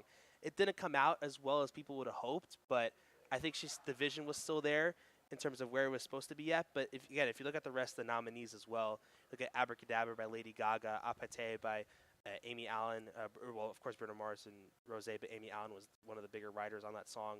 Debí tirar más fotos as well. Golden from K-pop Demon Hunters, which if that won, I wasn't going to be too happy about, honestly. It's a very overplayed song. Very overplayed song. I for think sure. it's good. Good. Like honestly, I know people also kind of complain about K-pop Demon Hunters. Yeah. The soundtrack, the soundtrack is good. Right. I think there's some good songs, but definitely Golden is definitely becoming a bit overplayed. Yeah, I would agree with that as well. And then Luther, of course, also nominated, and then Man-Child was also nominated for Song of the Year as well. But we mentioned before Olivia Dean won Best New Artist. Like we mentioned before with the performances, they all crushed it. I think the ones that were kind of iffy to me was Addison Rae, and I think the Maria's was kind of slow for me. But even Cat's Eye was just okay. But like Somber, Leon Thomas, Alex Warren, and Lola Young did a fantastic job as well. And of course, Olivia Dean is Olivia Dean. Like she's a special singer right now. She's popping off right now in all facets. So good for her that she got that big Grammy. I think for us, when we saw that, I went to a Grammys watch party at Dimitri's place last night, and when we watched that, we were all shocked, like, oh my God, like Olivia Dean actually got it. Like we all thought it was going to go to Leon Thomas or Alex Warren, or even Somber, because he did a great job as well. But Yeah. Olivia Dean got it done, and she's been taking over the pop space right now, so it's been good for her to get that win under her belt as well. And then if you look at some of the pop performances as well, Defying Gravity actually won a pop duo group performance from Cynthia Erivo and Ariana Grande for the Grammy for pop duo performance as well. But as I'm scrolling through these nominations here, what were your just thoughts on the Grammys overall, and what would you kind of speak to kind of these winners that were there as well? I thought the awards were pretty good for the most part. If there was kind of one complaint I had about the Grammys, I feel like some of those performances they kind of dragged on a little too Yeah, long. they And did. I get the whole fact that like some of these awards you don't really need to do every because like something like album cover of the year because I think Chromacopia won that one if I remember Yeah, correctly. Chromacopia won the album. And like I don't think you're gonna like get like Tyler the Creator up there to talk about like the album art. Yeah. So I can kind of get like that, but like it's also feel like some of these performances they were good performances, but it just kind of dragged on a little bit there. And I know like Trevor Noah, I thought he did a good job last night. You know, I kind of liked his interactions with Bad Bunnies too. But I feel Yeah, like, it was funny. It was a but good I bit feel like there. there's also times where like I get what you guys do and you can have these, but like I feel like we also need to kind of get more into these awards. I think it dragged on a Right. little too long last night. No, yeah, I do agree. I think I would have liked more awards than performances, even though a lot of the performances are great. I just think you could sub out maybe one or two like good to decent performances for like the bigger awards. Like for example, pretty much the entire R&B category except for R&B album was left off the main show for the main show as well for the Grammys. But I'm really happy that Kehlani won for Folded for best R&B performance and best R&B song as well. Like she did a great job with that song. That's been kind of again going the numbers on social media right now. I love that song. I love singing that song. It's a great song. She did a great job writing it and constructing that song into what it is, and it's just a perfect R&B song. I think when you look at it from all facets, just from where it's at. But also Leon Thomas also won another Grammy for Vibes Don't Lie for best traditional R&B performance. Best R&B album went to Mutt by Leon Thomas again, so that was big for him. And then if you look at the categories for rap performance as well, of course, Kendrick washed away that category as well. He won Best Rap Album for GNX, Best Rap Song with TV Off, Best Melodic Rap Performance with Luther, and then Best Rap Performance he did win as well, but it was a feature on Chains and Whips for Clips, Push T and Malice on Let God Sort 'Em Out, which I'm really glad that they got one as well, even though they did get nominated for the bigger awards. They didn't end up getting it, but I think it's very interesting to see how they kind of came back to prominence as well after being out of the game for a few years now and coming back together as a group and putting together one of my favorite rap albums of 2025 and getting some recognition for that's been key for them as well. But what are your thoughts on like rap album and R&B as well? Yeah, I thought rap was pretty. I thought the rap was definitely pretty good over the past year, and obviously not in the Grammys, but Don Toliver's album came out a few Yeah. days ago. That was a really great album. Yeah. I think. Myself and Memphis Coles talked about that in the last episode. So if you guys want to go check that out as well, that's on Let's Have a Conversation on Spotify. You can go check that out as well. We talked all about that album. I think it's a fantastic album. I think there was only one miss on that album. Yeah, and it's on all the there was signs. there was a couple that I kind of was a little maybe didn't pay attention, but it was still a really great album. My favorite one was the last one, Sweet Home. Yeah. I just love like that little like melodic intro, and those ones like I'm a sucker for. So Yeah. Do you know like he interpolated a Kid Rock song on that one too? he did? Yeah, because the Sweet Home California all summer long. He basically Yeah. transferred that into a rap song, which I think is pretty cool in terms of spitting like blending different genres together and putting that has been really key as well. But before we get out of here, this is the final segment on Let's Have a Conversation. I want to play a little bit game with you. I know you're a big Pirates fan, so I want you. Of course, we've been doing this every week in terms of like the trivias and asking my guests to name me certain things. Like we did top 10 all-time stream songs for the weekend with Matt Weisker when he came on the show, and then we had top 10 most streamed songs all time with Don Toliver when Memphis Coles came on Friday. But today we're going to take a little bit of a sports route because I know you're a big Pirates fan. You love the Pirates since you were a kid. So I want you to test your Pittsburgh Pirates knowledge and name me the top 10 all-time home run leaders in Pittsburgh Pirates history. Don't look at my computer because I have the answers up here. So I'll just you could rattle off whatever you want, and we can just go from there. All right. Clemente's probably on there. Clemente's at 4 with 240 homers. All right, Clemente. McCutcheon's on there too, I believe. McCutcheon is on there at number 3 at 248. Nice. Okay. What is it? Was it Honus Wagner on it? Honus Wagner is not on this Okay, list. yeah. I don't know why I said that. He was more of like a contact player in the dead ball I get era that's in the true. 20s Yeah, and all I that. just no. I read a book about him in like elementary school. It was like this, it wasn't even like a book about him. It was like this. It was like this book about like this kid like time traveled back in like the 1900s when Right, yeah, for when sure. the Pirates beat like the Tigers in like 1908 or something like that. Yeah. Yeah, Clemente's not on there. Stargell? Stargell is number 1 on this list at 475 home runs, which I was Dang. shocked when I saw that number because I'm like, wow, like he actually was a really solid power hitter in the 70s for those We Are the Family Pirates teams back in the day. Yeah. It was pretty cool to see that. Yeah. Yeah. What else? Yeah. There's still a lot of prominent Pirates names on this list. Yeah. If you're to go back on the lexicon of things here. Yeah, it's the problem is that like that's like I feel like most of these are like back in like the 70s and all that. And Yeah. It's like I don't know. Like I know some 70s Pirates players, but like I don't know if I know like a ton of them. Like if I told you like like today's Pirates play like from like the past 10 years, like Yeah, I get you'd that go I like get that that. down all the way. But like Right, yeah, yeah. I don't. Yeah, let me think. Yeah, I'll let you think for a little bit, but yeah. Yeah. It's a very interesting list here. Some guys that most baseball fans would know. There's a couple in here that are kind of random, but there's mostly people you should know. If you So get is around to it. this like career home runs with the Pirates? No, or- career home runs of all time. Okay, so For their entire so career. is Bonds on there? Oh no! It's actually with the Pirates. Sorry. Yeah. Okay, But okay, yeah. yeah, Bonds yeah, is on there at 5. Oh, he is on there. Okay. Bonds on there at 5. Yeah. Okay. All-time home runs with the Pirates. Yeah, that's currently. that's what I was thinking. Like, Yeah, that's yeah. probably. Should have mentioned at the start. But Yeah, yeah, yeah, it's yeah. all-time home runs with the Pirates. Yeah, I know. I figured Bonds would have been on there. Yeah, it's a little. Then he gets murky from here on out for you. I Yeah, imagine. I'm probably not gonna get a lot of these. Yeah, no, that's all good. Yeah, let me see. I visited Clemente and. Again, there's still like a lot of prominent guys, but they're kind of more back in the 70s, 60s range. Yeah, that's the thing. I'm probably not gonna get all those. There's one guy that's still on this list that's recent, relatively recent, like maybe like 10 years ago recent. 10 years ago.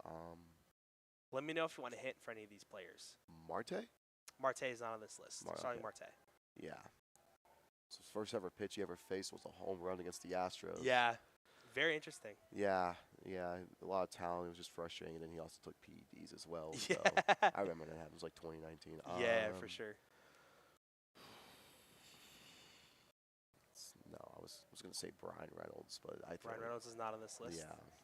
Again, too recent. Too okay. Yeah. A little too recent.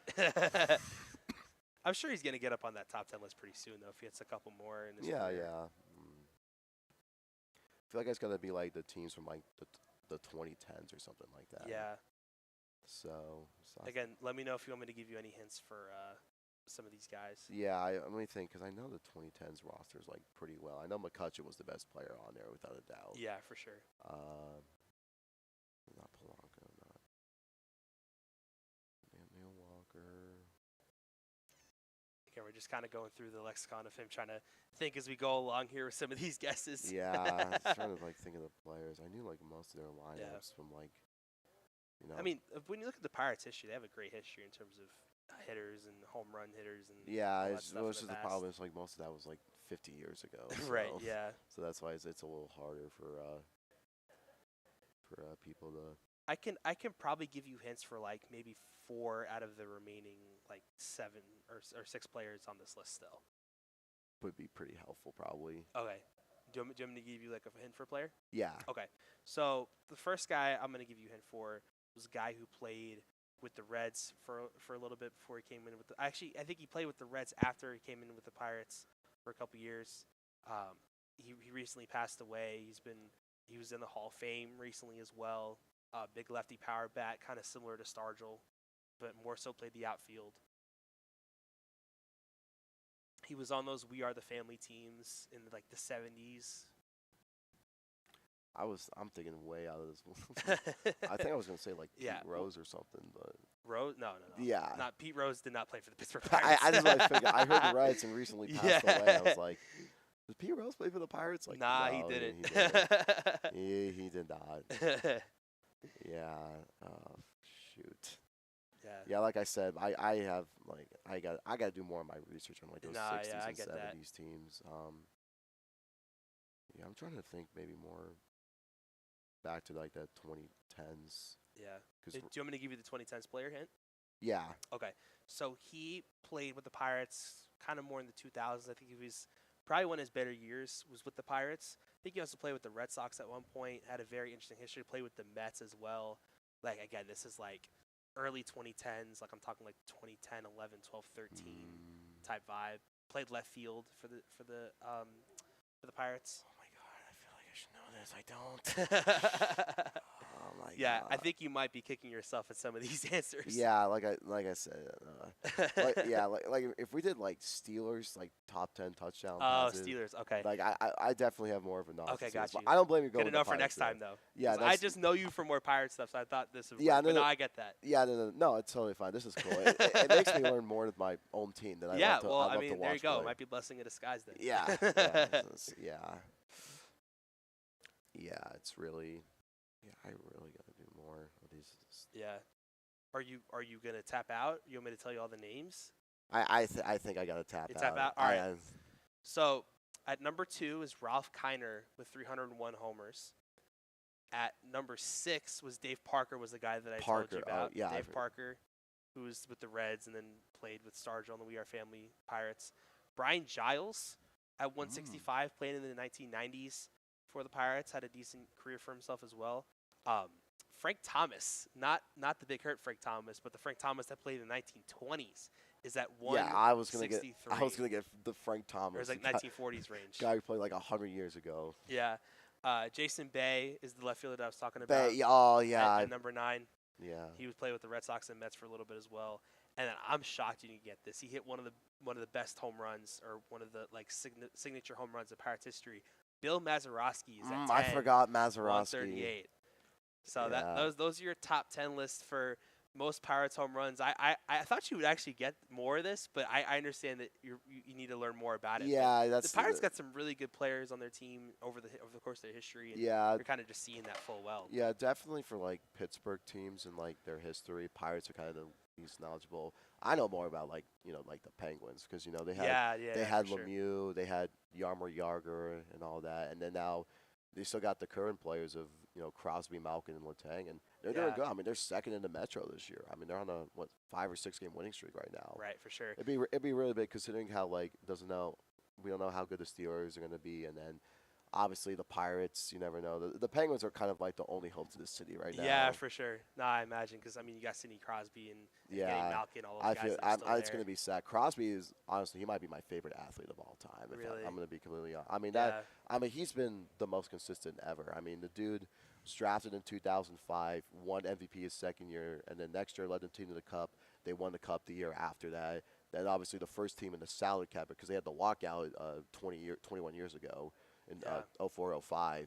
The Penguins were like the first team in that era to win back-to-back Stanley Cups, and that's big because that's like the only moments I've seen like a favorite team of mine win a championship. So I hold those Penguins teams very dear to my heart, and hopefully I would love to see them make another run of the Cup this year. Yeah. If you were to rank, like, I would probably like ask you, like, of the 3 Pittsburgh teams that are in that Pittsburgh area, if you were to rank them 1 through 3 of like your favorite Pittsburgh teams, like, what would you like if you were to just do a 1, 2, 3 rank of like who you like the most, who you least like the most? So just like in general. Just in general, of like Steelers, Pirates, Penguins, of 1, 2, 3. Like, what would that be for you? Well, I think the Steelers are always going to be number 1 because I think that's the one I first got in, and that's the sport like my dad made sure. Team up. The Penguins and Pirates, I kind of more so got into myself, but the Steelers were definitely.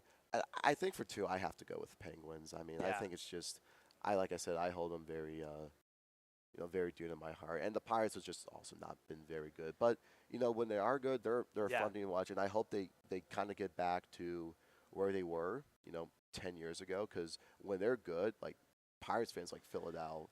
And Yeah, for that's the sure. thing. When a Pittsburgh team is good, those fans will show their support. And Mhm. it's why, in my opinion, it's one of the best sports cities in America. Yeah, I mean, it's probably one of the more historic sports cities you're going to find on the United States. But, anyways, guys, that'll wrap it up for this episode. Let's have a conversation. But don't go anywhere just yet. We're going to have my guy Dmitri show coming up, talking all things Big 12 sports. So stick around. We'll be back in just a few moments. You're listening to Blaze Radio live on the Blaze Sports YouTube channel at the 2026 Waste Management Phoenix Open. We'll see you guys in a little bit.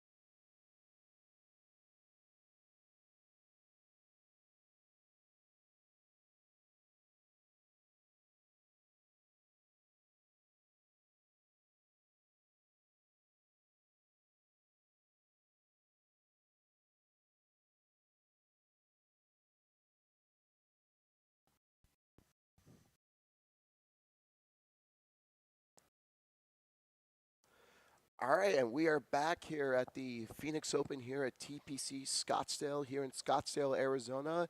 And we are now here in an edition of Big 12 at 12 here in Scottsdale. My name is Dmitri Kiriluk, and for the first time in the show's program, I'm joined by a guest. I have Kadi here today. How are we doing, Rome? What's going on, Dmitri? I'm excited to be here. Excited to talk some Big 12. There's a lot of fun stuff coming up in the conference. Probably one of my favorite conferences in college sports, not just because we're in it practically. We're students of Arizona State, and we're practically in the Big 12.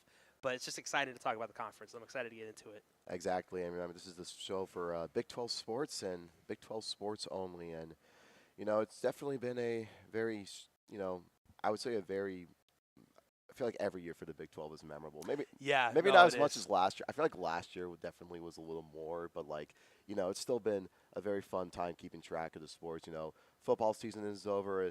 Basketball, obviously, you could make a point that it's arguably the best basketball conference in the best conference in men's basketball. Yeah, not just men's basketball, women's basketball too. I mean, if you look at the rankings right now in the Big 12 Women's Basketball Conference, I'm just kind of typing away at this right now. I mean, if you look at it, there's just ranked teams all across the board. When you really look at it, it's just phenomenal with how some of these teams are doing right now. I mean, you got TCU, one of the top teams in the country at the top, Baylor, two, Texas Tech, West Virginia is ranked as well. Been unbelievable. So, it's been very interesting to see how that works as well. And then in terms of like the top 25, you got TCU at 14, Baylor at 15, West Virginia at 20. Like there's a lot of great teams. Texas Tech at 18. Like as you mentioned before, like there's a lot of good basketball on the men's and women's side, and I don't think we give it enough credit on that side either.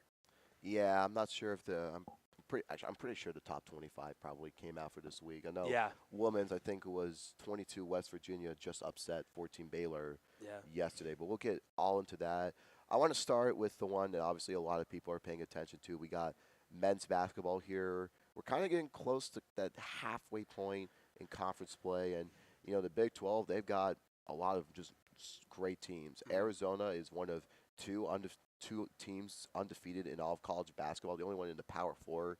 The only other undefeated team is Miami of Ohio. Shout out the Redhawks. Yeah. We got Houston, Iowa State are also top ones. Kansas kind of started out a bit slow, but they're really starting to pick up their pace. Texas Tech, BYU, and a sleeper, UCF, who was a team that not a lot of people expected to do super well this season. They're a surprise of the Big 12. They just upset number 11 Texas Tech a couple days ago. Yeah, they had an unbelievable performance. They beat them. I think it was like 88 to 80 in their Space U uniforms. I love Yeah, the logo and they with the like 50 style astronaut. Like I gotta say though, just off the logo alone, like you knew you were gonna win that game when you get those alternate logos in there because those type of logos like really drive a lot of engagement with the team and get people excited. It'd be like, oh, that's different. Like I've never seen that before from anybody else. So again, it's just all very interesting how that all happened that way. But yeah, shout out to UCF. They're on the outside looking on the top 25 right now after that big win over Texas Tech. They have 39 votes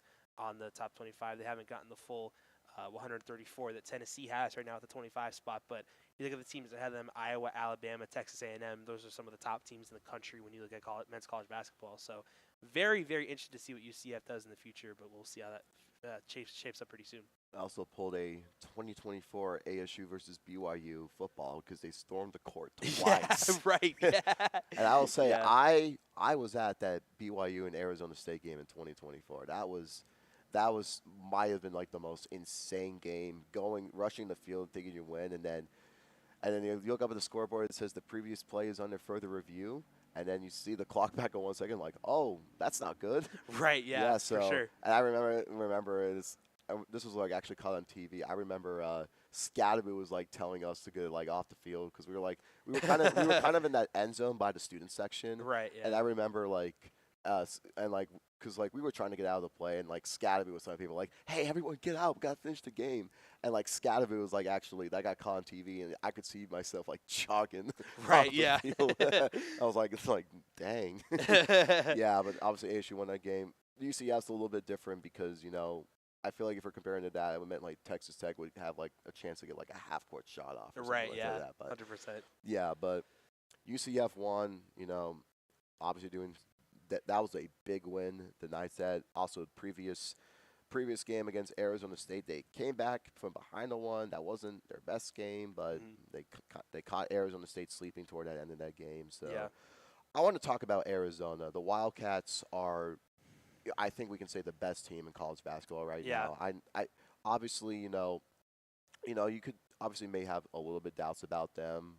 Obviously, like their games against ASU have been maybe a little closer than some people expected, but Yeah. they have the best resume in college basketball. They knocked out Right. Florida to begin the season. They went on the road to UConn and beat the Huskies there. I think that is one of the most impressive wins of the Tommy Lloyd era. Yeah, I would think so too. When you look at, the way the Wildcats are set up right now, like they're really, really well machined and well oiled, and you can't really let them get out in runs, because when you start letting them go in space, then it really becomes a habit of scarcity for some of these opposing teams to try and get back on. And when you look at the Wildcats as a whole, I mean, you look at Braden Burries, Koa Pete, Jaden Bradley, Krivos, their center, who was feasting in that middle of the paint against Arizona State. But I kind of want to get into that game a little bit, if you don't mind, because when you look at the last couple matchups between Arizona and Arizona State, they were really close throughout, and then Arizona just kind of pulled away at the end a little bit.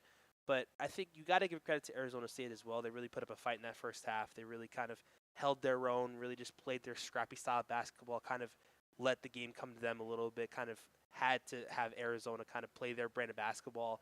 But then the second half just got really sloppy. There was a lot of turnovers in that game.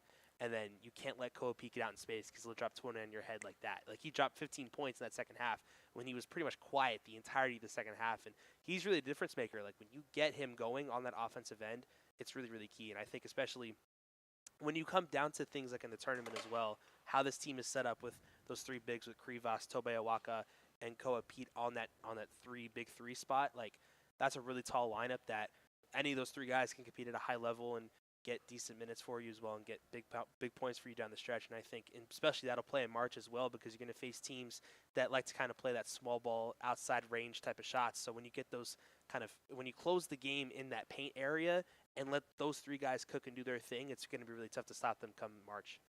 Yeah, and just want to say, I went to that U of A and ASU game on Saturday. I only went there because Desert Financial Arena, it does not get a lot of people to go there. Compared to Sun Devil Stadium or Mountain America Stadium, it was all sold out this year. DFA is unfortunately not like that, and I saw U of A was playing. I'm like, I got to go there. Just Even even for the plot. Yes, and unfortunately, there are a lot of U of A fans. I remember like when U of A came out, and you already hear the U of A chants, like, "Oh, it's gonna be a long game." Yeah, But so for sure. and it was fun though. It was fun, like causing noise in the student section. Up 4-0, and did the overrated chance. Yeah. And then I see that I go on Twitter, and Jason Shear of the Wildcat Authority is Wildcat writer. He's like complaining about it, chanting overrated. It's like, come on, man, let us have fun. Like, we know we're gonna lose. And, it was fun though. Like that Noah Muason three. Mayuson at the end to end the half. That was a big. That was probably the loudest I heard for ASU's favor. Oh, for sure, yeah. I think that was a fun game to be at, and you were saying something? No, yeah, for sure. I think when you look at that three and how that momentum switched into the half, like as soon as he hit that three, I was in the student section too, so I watched that three happen. Those buzzer beater threes at the end of the half to kind of get you going in the dugout, get the guys riled, and like, okay, like we have a chance in this game, we can go. Like let's try and get at these guys now. We have a chance. We have them right where we want them, but they just, again, the turnover is just really, really sloppy in that second half when it came down to it. And you feel like a team. Maybe they didn't. The Sun Devils. They're gonna essentially, it's like their Super Bowl in the way. Right. Yeah. 100%. They're gonna give the Wildcats all they got. And that first game, I think, was really a loss that I think you really couldn't complain about, because ASU was down by one. Well, they were down by one possession within a minute. Right. And yeah, I think for sure. in Tucson, and I think that's even more impressive. Even this game, I think. Just the fact that this game was still close, and it wasn't really until the final 10 minutes that the Wildcats finally started to get, their separation away from the Sun Devils. I think that truly shows about, I think it shows that, the Sun Devils can keep it close. And, Bobby Hurley said, like, in the post-game press conference, team, and they're just more talented here. And it's just kind of frustrating for Arizona State. Yeah, it really is frustrating in terms of when you look at, where they're at as a program right now. Like, people are calling for Bobby Hurley's job right now. I mean, the team's not in a great spot. I mean, but there are also some really bright light to do with this Arizona State. They didn't have the best game against Arizona. when I broadcasted on Blaze Radio the Kansas State game a couple weeks ago. He did a fantastic job on the defensive end, just protecting that rim with everything he had. I think he had like 4 or 5 blocks that game. Had an unbelievable like lob jam to set the momentum up for the Sun Devils when they played the Wildcats, the Kansas State Wildcats, not the Arizona Wildcats, of course. But yeah, I think just when you look at this team where they're at right now, like it's not good enough in the Big 12, just to put it frankly, like because there's a lot of really good teams in this conference that you're going to have to beat every single night, and it's hard to do that. It's really hard to do that, and I think you have to be set up well for that, and ASU is just not set up for that right now. And we'll see if they're set up in the next few years. Maybe they take a rebuild year and try and figure things out with the new coach, new mindset, and everything else, just new voice in general, but we'll see how it shapes up. Yeah, and obviously Arizona State, Bobby Hurley in his final year of his contract, more than likely he's going to be gone unless the Sun Devils see something. But definitely will be interesting. Maybe a new era. Obviously, Desert Financial Arena is getting renovated Hmm. after this season, and very much needed renovations. I think a little too late with their renovations, if you could Yeah, argue. it's been probably like 10 years too late, I think, in Yeah, terms of where they're I at mean, right I've now. been in there, just the student section. Like, if you're in the front row, it's fine, but like sitting behind people is just really not good. Right. And that press area is just really not that good. It's Yeah. just when you have to like get up for like anything, like the national anthem, is you can't like you have to like stand up and like move to the side. It's just all crowded. Yeah, it's So, very cramped, man. so better late than never. Hmm. But it's also like it's definitely was time. But Yeah. I want to go talk. I want to go back to Arizona here. Yeah, go for it. The rest of their schedule is they have 1, 2, 3, 4, 5, 6, 7, 8. They have 9 games left. They 6 of those games are against ranked teams. Let me Mm. list them off for you. This Saturday they host Oklahoma State. That should be manageable enough. February 9th at number 11 Kansas. February 14th at home against number 13 Texas Tech. February 18th hosting number 16 BYU. February 21st February 21st at number 8 Houston. 24th, they're at Baylor. That should probably be one they should take care of. February 28th, round 2 against Kansas. March 2nd, at home against number 7 Iowa State. And then they finish the season at home. They finish the season on the road against Colorado. And, Arizona, obviously, they've gone through a lot of tests. I mean, you take a look at some of the ranked teams they beat. They beat number 3 Florida to begin the season, number 15 UCLA, number 3 UConn, number 20 Auburn, number 12 Alabama, and they just beat number 13 BYU last week.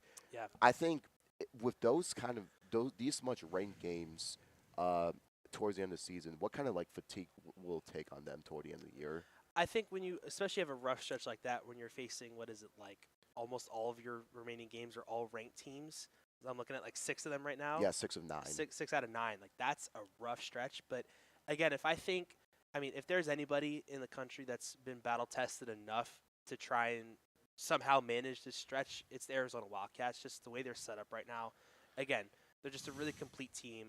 There's a reason why they're the number 1 team in the country. They know how to beat these really, really good teams in the Big 12. I think probably Kansas, those 2 games, and Texas Tech and BYU are probably your tough. Oh, actually, Houston as well. Houston as well could be your toughest game as well. But even then, it's like, is it really that tough for them? Because they've been through all this before and they know how to be battle tested. And I think this is Tommy Lloyd's best year as the head coach of the Arizona Wildcats. Not just because obviously with the record, but the way he's been able to gel with these guys and make them buy in so fast. What he's been doing, because I mean Arizona was always a good college basketball team, but they were never this good. They were never number 1 ranked in the country. I think the last time they were number 1 ranked was like 2013, 2014, something like that, or No, like I think a couple of years ago it they was were like number 1. 2021, 2022, or something like No, around that I range. think 23, 24 they were ranked number 1. But Yeah, I get something your like that. get your point. Like, But they were never this complete, is what I'm saying. It's yeah, like they've it never feels been like this is hype. the first time in a while where like Arizona has been number 1 for the whole season. Because Arizona's always a team that's ranked. They've Mhm. been consistently one of the best basketball programs in the past 45 years. 100%. They're always there. But I feel like for Arizona, they're kind of not necessarily living up to standards. They haven't made the Elite Eight since 2015. They haven't made the Final Four since 2001. That was also Yeah. the last time they were in the national championship game. I truly believe if they can keep playing the way they are, if they can stay healthy, that this might be the year that they can win it all. Yeah, I fully believe that as well. I think in terms of looking at other teams like Michigan, UConn, and Duke, those are probably the most like battle tested teams you could run up against. But they already beat UConn.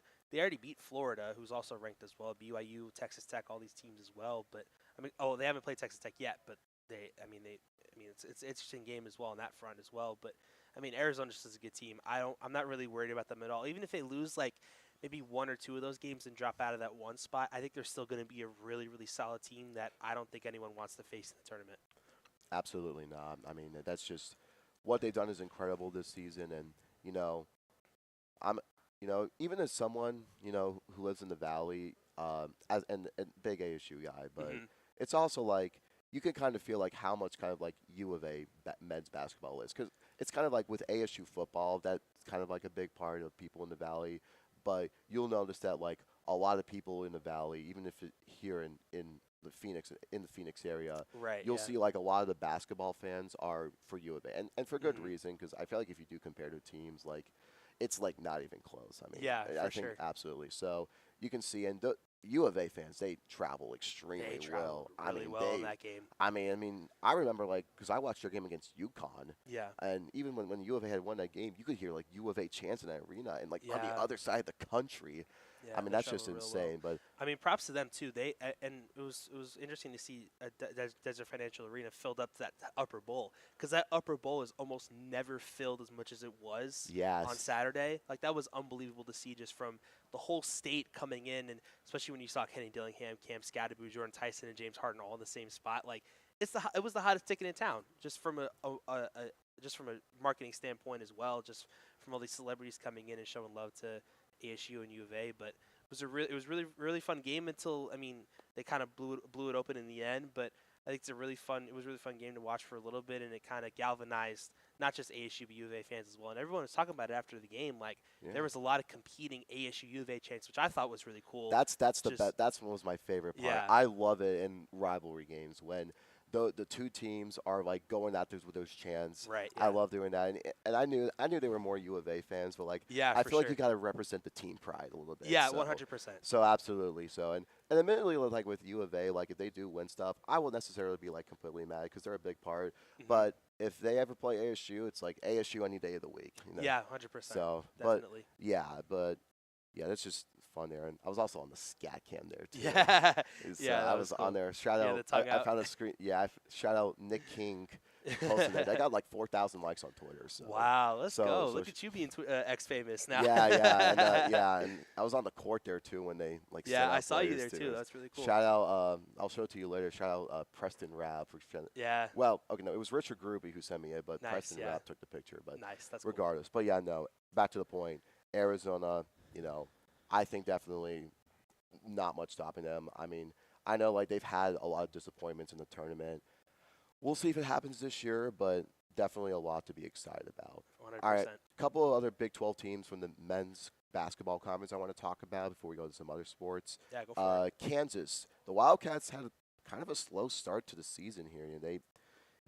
Daryl Peterson, obviously the big recruit they had, but he wasn't necessarily, he wasn't on the court too much, and Kansas kind of suffered some losses. They lost to North Carolina, Duke, UConn, who are all really good teams here. They have a loss to UCF in there, which isn't bad because UCF's pretty good. Right. Yeah. But like the big one before they started his winning streak was they lost to West Virginia by 11, and that was kind of like maybe Kansas isn't really what we thought they were going to be this season. And then since then, they have put foot on the gas pedal. Yeah. Started for with sure. a 21-point win over the then number 2 ranked team in the country, the Iowa State Cyclones. They beat Baylor, Colorado, and Kansas State, and they had another statement win at home against BYU. Even though, if I remember correctly, Peterson did not play in the second half. Yeah, I mean, it was a very interesting Kansas Jayhawk team all across the board. Just when you look at where they're at right now, especially with Darren Peterson, like you mentioned, I think he's kind of a little ways away from being the number 1 pick still, just because of the injury's sake. But he's still a really, really good player, and he really showed me why he's one of the better players in the country. I didn't really get to see it that much, which I wasn't really buying the hype that much in the first place. But I think when you look at where this team is at right now with Darren Peterson and all these guys coming into the fold, I mean, you got great players coming out of that BYU game as well, just all across the board. I mean, let's even go back to that Kansas BYU game, which in my opinion, was really really fun to watch as well, just from a stats standpoint as well. I mean, Darren Peterson only missed like 2 shots that game. That's unbelievable performance from him as well. I mean, you look at some of the guys on the Jayhawks team as well. Flory Badunga had 16 points. Bryson Tiller, who shot it well from outside, 3 of 5 from 3-point, 21 points on the board for him as well. Trey White as well. And of course, Darren Peterson at 18.6 of 8 shooting. I mean, he didn't even play the second half, and he was like almost 90% shooting from the field, which is absurd, even from that perspective. And I'm sure everyone saw the dunk that he had, where he dunked on 2 people essentially, which is insane to even think about in the first place that would even happen. But yeah, he just played incredible in that first half and really led them to that big win against AJ DeBonsa, and one of the rare matchups you're going to find with the number one pick. The number one pick was number 2 pick, and both those guys going at it for the number 1 pick in the NBA draft in this upcoming summer. Yeah, those two played against each other a couple times in high school, I think, or some tournaments for high school. But now they're playing in college again. They're not slated to play for the rest of the regular season, maybe in the Big 12 tournament or maybe even the NCAA tournament if we're lucky enough for that. And I'm going to talk about BYU quickly, just on topic of AJ DeBonsa.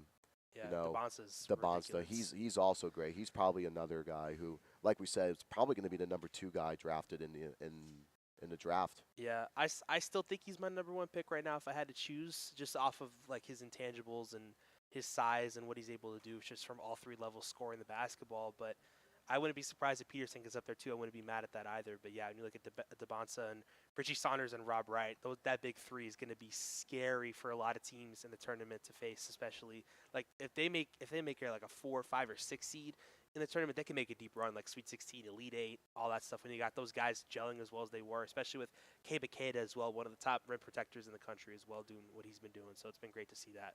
Yeah, and obviously BYU.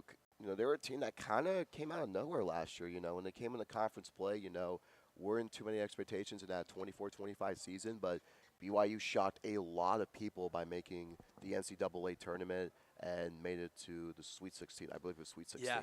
Yeah. Now, the thing with BYU is that they're having a really great season, but they're kind of entering a little bit of a cold stretch. They've lost 3 of their last 4. Now, in fairness, 3 of those last 4 games have been against ranked teams, against number 15 Texas Tech, number 1 Arizona, number 14 Kansas. They're playing number 8 Houston at home this Saturday, and they still play Arizona again later this month. Yeah. So, how does BYU manage through the rest of the season?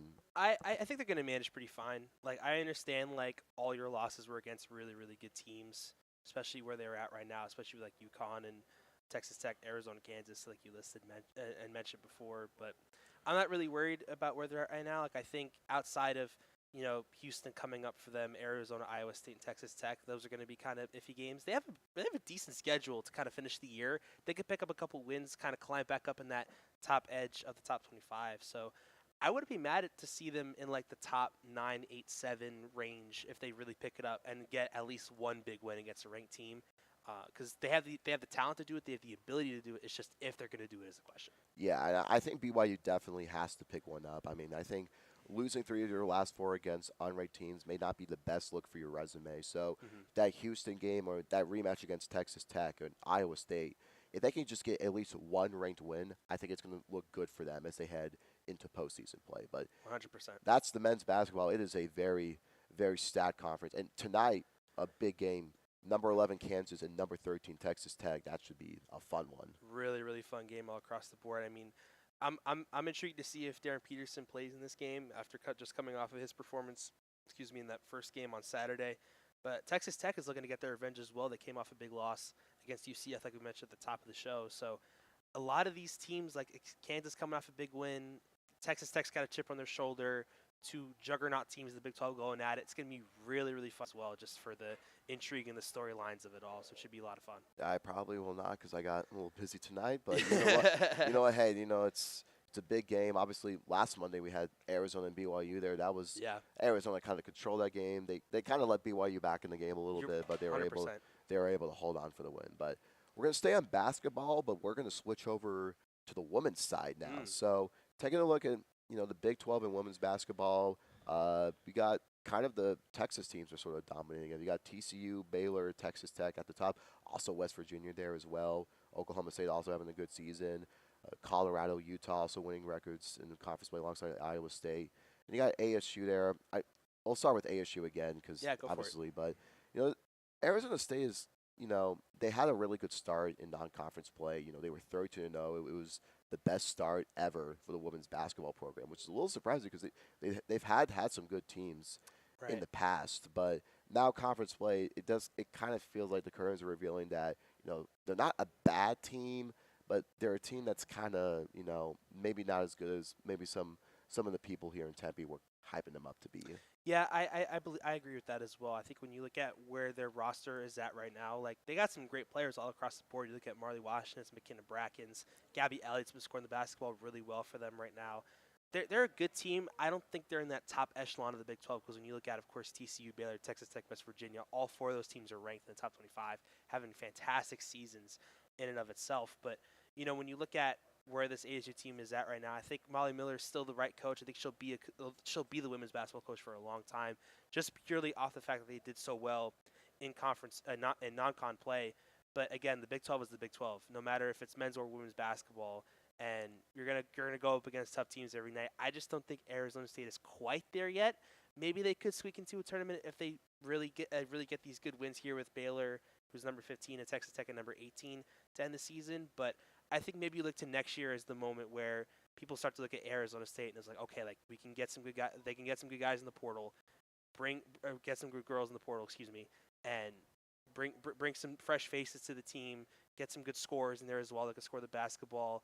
Have girls kind of diving on the floor, doing the dirty work as well, getting in paint touches as well. Like you need those types of players to get involved on both sides of the ball really. So I'm intrigued to see how this end of the season goes for the Sun Devils and how they will look in the transfer portal and how they'll look into the 2026-2027 season as well. Yeah, and you really look at it. I mean, this season, I feel like, you know, I think it was a general assumption to say that Arizona State was going to be a better team Right. because it definitely seemed that what Molly Miller was bringing, just looking at what happened in the offseason and, what she did with GCU Hmm. in her final year there, taking them to the NCAA tournament that season as the 13th seed, definitely was something to kind of be hyped up about. And I've seen people kind of say she's kind of like the female Kenny Dillingham in a way. Yeah, I So. say that too. I say that Yeah, all the time. and I think that's a fair thing to say because you look what she had done here and what she was building. It's really good.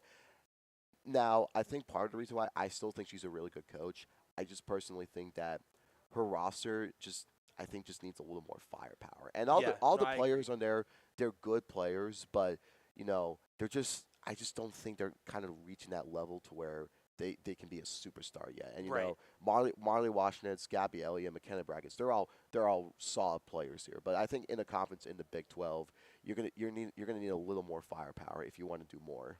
No, yeah, I agree full well. I think you need to really look at the transfer portal, and Molly Miller did a great job in the portal getting all these players. It looked like a completely different team from last year to this year. Almost all the team was from transfers. So I'm interested to see who stays, who goes, who comes in to replace those players. But again, that's all for another conversation in April and May when the portal opens up for basketball. But I'm excited to see. I'm intrigued to see how Molly Miller approaches the rest of this year and where they will go from here on in. Yeah, I'm gonna bring up Arizona State's schedule here, but before we do that, I think it's just kind of insane, and you have to just still. This is still a successful season for the Sun Oh, Devils anyway. 100%. I mean, they had 7 conference wins in 8 years with. Not 8 years, 7 conference wins in 3 years with Natasha Dare. Hmm. I mean, even if the season conference play hasn't been better, they've already got 5 conference wins this season Right. in general. And so I think definitely you have a lot to be happy about, and you just carry that momentum into next season. So, Hmm. but I want to take a look at ASU's schedule. They only play 2 ranked teams the rest of the season, so a path to the tournament definitely can be plausible. But I feel like there's just like some games they gotta win. Yesterday they played Kansas State at home at DFA, and it was a 74-67 loss, and really a loss like you cannot take against a Kansas State who has the same conference record as them now. It's just really probably one of the more tougher losses they've taken this season. Yeah, especially because Kansas State is one of those teams where you kind of have to beat at that point, especially when you look at where the Big 12 rankings are right now. They're kind of towards the bottom of the conference, but it was just a win that you would have hoped to have some type of different changes there within that. But we'll see how it goes with how the Big 12 will look in the future, and if Kansas State will get back there at some point. But I just, especially for Molly Miller, you're like that's one of your tougher losses that you've had all year, like you mentioned, and they're always going to be a better team than what they played in on Sunday or yesterday. But I'm intrigued to see how they respond on Wednesday at home against Oklahoma State. That should be a big game for them as well to try and get back on track, get them back in business, and we'll see how it goes before they go to Saturday to take on Baylor at Waco, which is going to be a very, very interesting game. It'll be broadcast on FS1, so it's going to be more nationalized for people to watch. So it'll be intriguing to see how that plays out on that front. I have to double check here, but I'm pretty sure if including that Baylor game, that would only be like the second game for ASU women's basketball that's been nationally televised. I think the other one was their road win against Penn State. That was on the Big Ten Network, but most of their games have been on ESPN Plus this season. But Yeah. also just want to say that their game on Wednesday against Oklahoma State, it is a pink out. Ooh, And it is, that's fun. yeah, it's a little. It's for I think for cancer and Yeah, all breast that. cancer awareness. Breast cancer, Yeah. it is. So definitely a little kind of like I guess a little out of the ordinary. I guess. Yeah. No, 'Cause, I like it though. I'm intrigued to see what they do with the yeah, uniforms. probably the 942 crews probably got some pink shirts they're Yeah, gonna give that'll out be really to the cool to student see the section. student section decked out Yeah, in pink. It'll be really yeah, cool. and I do think I really hope that eventually more seats will be filled for the women's basketball games. I For know, sure. you know, I feel like it's more deserved than the men's team to be honest, and Yeah. I get why more people would probably want to go to the men's basketball teams because you know it's more I guess It's more- nationally. Yeah, it's more relevant. popular and more lucrative and all that Yeah, stuff. so but you know that's just kind of it is. But yeah, ASU schedule like you said, Oklahoma State and Baylor. They host Utah February 11th. For Valentine's Day, they'll be taking a 90-minute drive down south on the I-10 to McKale Center to play Arizona round two. Actually, I want to talk about this. I Yeah, want to go talk for about it. that Arizona game from last Wednesday. That was Yeah. that was a phenomenal game against two rivals, and you know in a season where Arizona State has had its struggles against their rivals down south, this was a big win. You could see the emotion Molly Miller was displaying after they won. Oh yeah, Molly Miller was so infectious and so happy after the game just because she knew what the moment was, and even though it's her first year, you would have thought she'd be coaching for her 10th year with the organization. Like that's how fast she's been ingrained into this team and this system and the traditions and how it all works, and that's a credit to her, and that's why we call her the female Kenny Dillingham. It's just because she's been so attached to this program and loves this program with all her heart, and that's what you want in a head coach. You want someone that's going to buy in right away to what it's going to look like. And I'm intrigued to see what it'll look like at McKale Center if that matchup will kind of play in Arizona's hands a little bit more because they're in a bigger environment at McKale Center in Tucson. But I'm excited. I was really excited when Arizona State got that win, of course, because we go to Arizona State, we want to root on for the Sun Devils. But Yeah. just outside of a bias perspective too, like it's a big win for Molly Miller to pick up a territorial cup win when, like you mentioned, not just in basketball but in all sports. For Arizona State, they haven't picked up a territorial cup win in a long time. Yeah, I so mean, it's you big really time have to for go them. back to volleyball, and obviously Yeah, Arizona State had a great year there in volleyball, but really just kind of had their struggles. I mean, a lot of Sun Devils fans, you know, they were kind of banking on, you know, the football game to be one, and you know that didn't go in their favor. That was a game you and I both remotely announced. right. Yeah, for sure. Well, it was a fun announcing time, but Yeah, definitely it was kind of a boring game if I had to be yeah. honest, I but- mean, they kind of pulled away there for a little bit. It's a very defensive game. Yeah, Jeff Sims threw like 5 picks they that had game. It 5 was not turnovers. fun. Honestly, the reason why that game was so close was just because Arizona made a lot of mistakes in the beginning too. Right. 'Cause Yeah. they had 100%. 2 missed field goals. Quincy Craig fumbled at the goal line on their Yeah. opening drive, and and Arizona State they just couldn't pounce on those opportunities, and that's what Yeah. led to the Wildcats reclaiming the territorial cup. But now the Sun Devils, if they can sweep women's basketball and if they can do well in some of these other spring sports, maybe there's a chance they could maybe try reclaiming the territorial cup. But Yeah. I mean, we'll see how it goes. they're gonna need a very strong finish because I know like a lot of U of A fans they have fuel to the fire right now. Yeah, they so. definitely have a lot riding on them right now in terms of the success they've had, and rightfully so because they've been a great team all across their program, not just with basketball, but with football and so many other sports as well. They've been doing really well on all facets. So it'll be interesting to see how that plays out. Yeah, all right. One more thing I want to talk about Yeah, with go for women's it. basketball.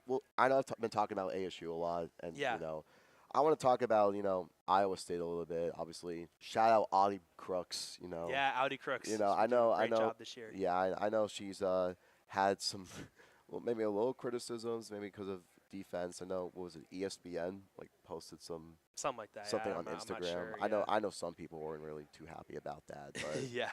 yeah, but in terms of like the Big 12 in women's basketball, TCU, Baylor, Texas Tech, West Virginia, all the top 4 teams. Who do you think you can see as like teams who will come out of that conference and could make a run in the tournament? I think TCU. I think when you look at where they're at right now, I think their best player's name is like Olivia Miles or something like that, from what I could tell. She's been a great player for them as well, kind of leading that charge for them as well on that team. She's been, Olivia Miles at 5. She's been a great player for them as well, kind of just leading that pace for TCU, just doing a good job of getting in space, getting open shots for them. And shout out Marta Suarez too. I actually called her game back when it was the Pac-12. Arizona State remotely. It was a remote call. Arizona State played Cal, and she was on Cal at the time. So now she's transferred to. She was at Tennessee, then she went to Cal, and now she's at TCU. So kind of just up and down the map as you go. But shout out to Marta Suarez as well. I remember calling her game when I was a freshman, like 2-3 years ago. So it's just a random fact that I remember there. But anyway, like just when you look at where TCU's at right now, I think they're the most complete team in the conference. Obviously, because they're number 1 in the conference right now, but. Low-key, shout out to my guy Nate Skinner as well at West Virginia. West Virginia is a really solid team, too. They came out of nowhere this year. They're now number 20 in the nation. He's also a beat writer for them as well, so he knows a lot more about West Virginia women's basketball than I do, frankly.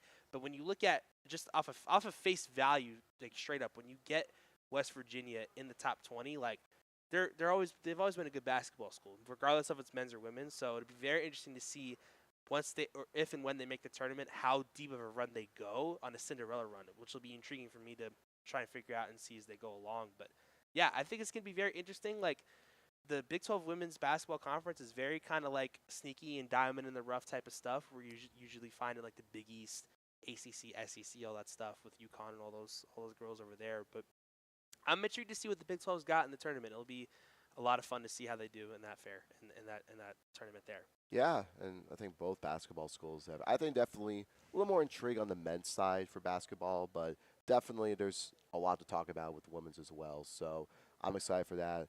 All right, a couple sports are starting. One this week, and that is softball. And obviously, softball is very very fun sport here. We got the preseason softball preseason poll. Let me read it for you. Texas Tech was the number 1 team. They got 100 votes and 10 first place votes. Number 2 was Oklahoma State, 87 votes. They got 1 first place vote.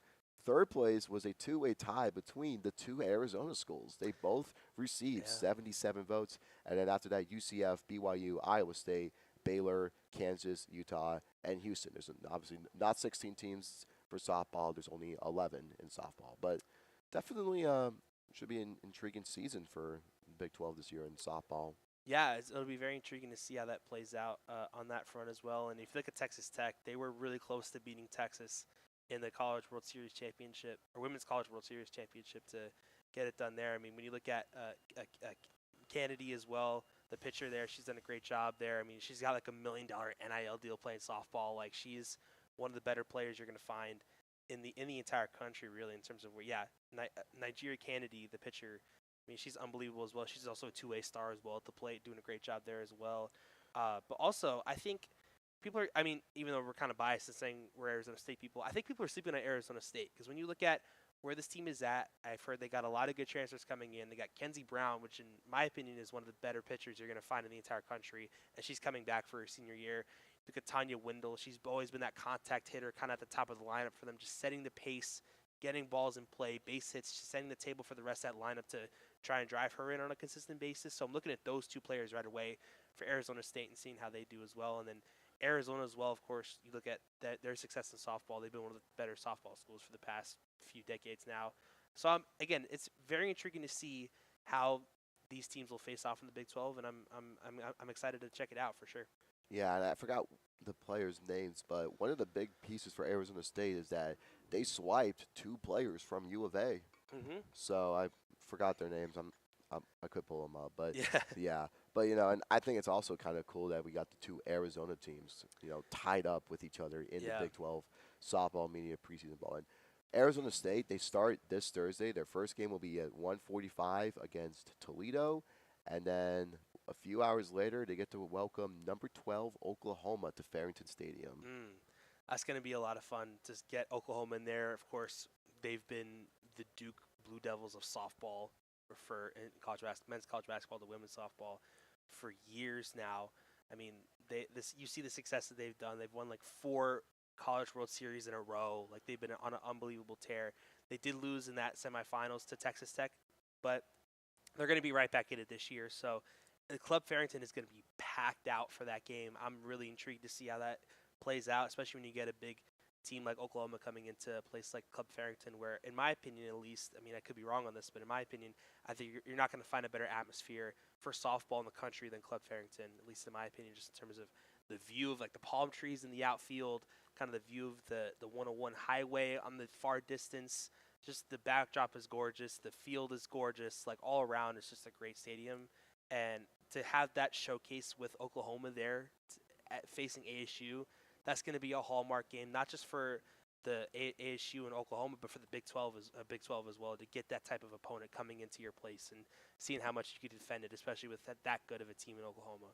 Yeah, it's gonna be a very fun one there, and really a chance for Arizona State to make a statement because, like we said, they have a solid team. They did a good job last year. They made the NCAA tournament for the first time since 2022, and that year they went far. They went kind of far, and they lost to Northwestern that year. Right, yeah. But no wins this time. The ASU kind of ended the season a bit cold because they had an 18-0 loss to Texas Tech in the Big 12 tournament, and then they fell a little bit apart. But in that tournament. But right, yeah. Kenzie Brown is obviously the most important piece. Mhm. She was incredible last season. Her best game was against BYU, a 2-hit shutout where she Right, yeah. struck out 18 batters, and I'm excited to see it. I think Arizona State has picked up some pretty. They have some solid starters here. They got some nice production. Returning on offense. I think the Sun Devils are a sleeper in the Big 12, like you said. Yeah, they really are diamond rough. So I'm intrigued to see what type of noise they make with Megan Bartlett at the controls for this team, and it's going to be exciting. I'm really excited to see where this team will go and how they will fare in the future. Yep. All right, and softball starting this week. Next week, we are heading down to basketball. Not basketball. I'm Baseball. sorry, baseball. I don't know what I said. I'm opening up tweets. I'm looking through. Shout out Luke Lendler. Yeah. Because he posted something. I got it up here. Nice. All right, yeah. so baseball. In terms of Arizona State, baseball is kind of like the other like big one. If as big as kind of football, because Right. baseball, you can make an argument that that's the sport that the Sun Devils are potentially a blue blood in. Yeah, they've always been a blue blood in there. If you look at how many national championships they won, it's basically all over the gaff with some of the like signs on the fence, just in terms of it seems so cluttered. It's like you got to try and figure out who's like what championship is what, but that just shows you how successful of a team they've been for a long time. And I'm interested to see what they do with baseball this year. They got a great portal class coming in, some great players from all across the country coming in, buying into this ASU ability for winning, and just focusing on that's been the biggest key. But I'm excited to get into this because the Big 12 is very, very underrated for baseball. I believe like eight teams made the national tournament, with Arizona, of course, being the lone Omaha representative for the College World Series. But yeah, I mean, it's a fun conference for baseball as well, so I'm excited to get into that. I definitely want to go to more baseball games. Yeah. I only went to one baseball game last year. It was the one where ASU beat U of A on that Sunday. It was Right, like an 8-4. yeah, for sure. It was broadcasting on ESPN too, but Mhm. I really do want to go to Muni because I think it is a good stadium, and I really do like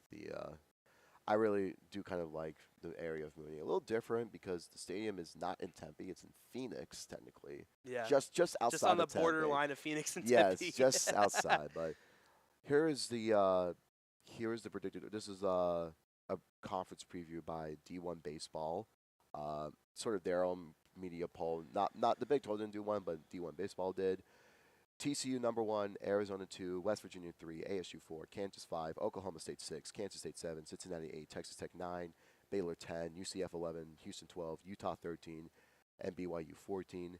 What teams stand out to you here in this little ranking? I think what stands out to me right away is the top three of TCU, Arizona, and West Virginia. I think when you look at what TCU did, especially winning that Big 12, or no, I think Arizona beat them in the Big 12 tournament final. Yeah, Arizona But TCU's been a really, really good college baseball team for a couple years now. I mean, ASU swiped somebody from TCU recently, Cole Klecker, who's going to be probably a starter for them or reliever, kind of that swingman guy for them as well in that spot. I mean, I'm excited to see what TCU has up their sleeve with the Horned Frogs. I mean, West Virginia was at the top of the conference for weeks on end, especially with how they've been. Like they basically outright won the regular season title at a 44-16 overall record last season with a 19-9 conference record. They were the only team in the Big 12 that had a loss record that was below 10. So that just tells you how good of a team West Virginia can be as well. And of course, Arizona is right up there with Arizona State as well as like the blue bloods of college baseball as well. Like Arizona's always had a storied program. A lot of great MLB players came from Arizona.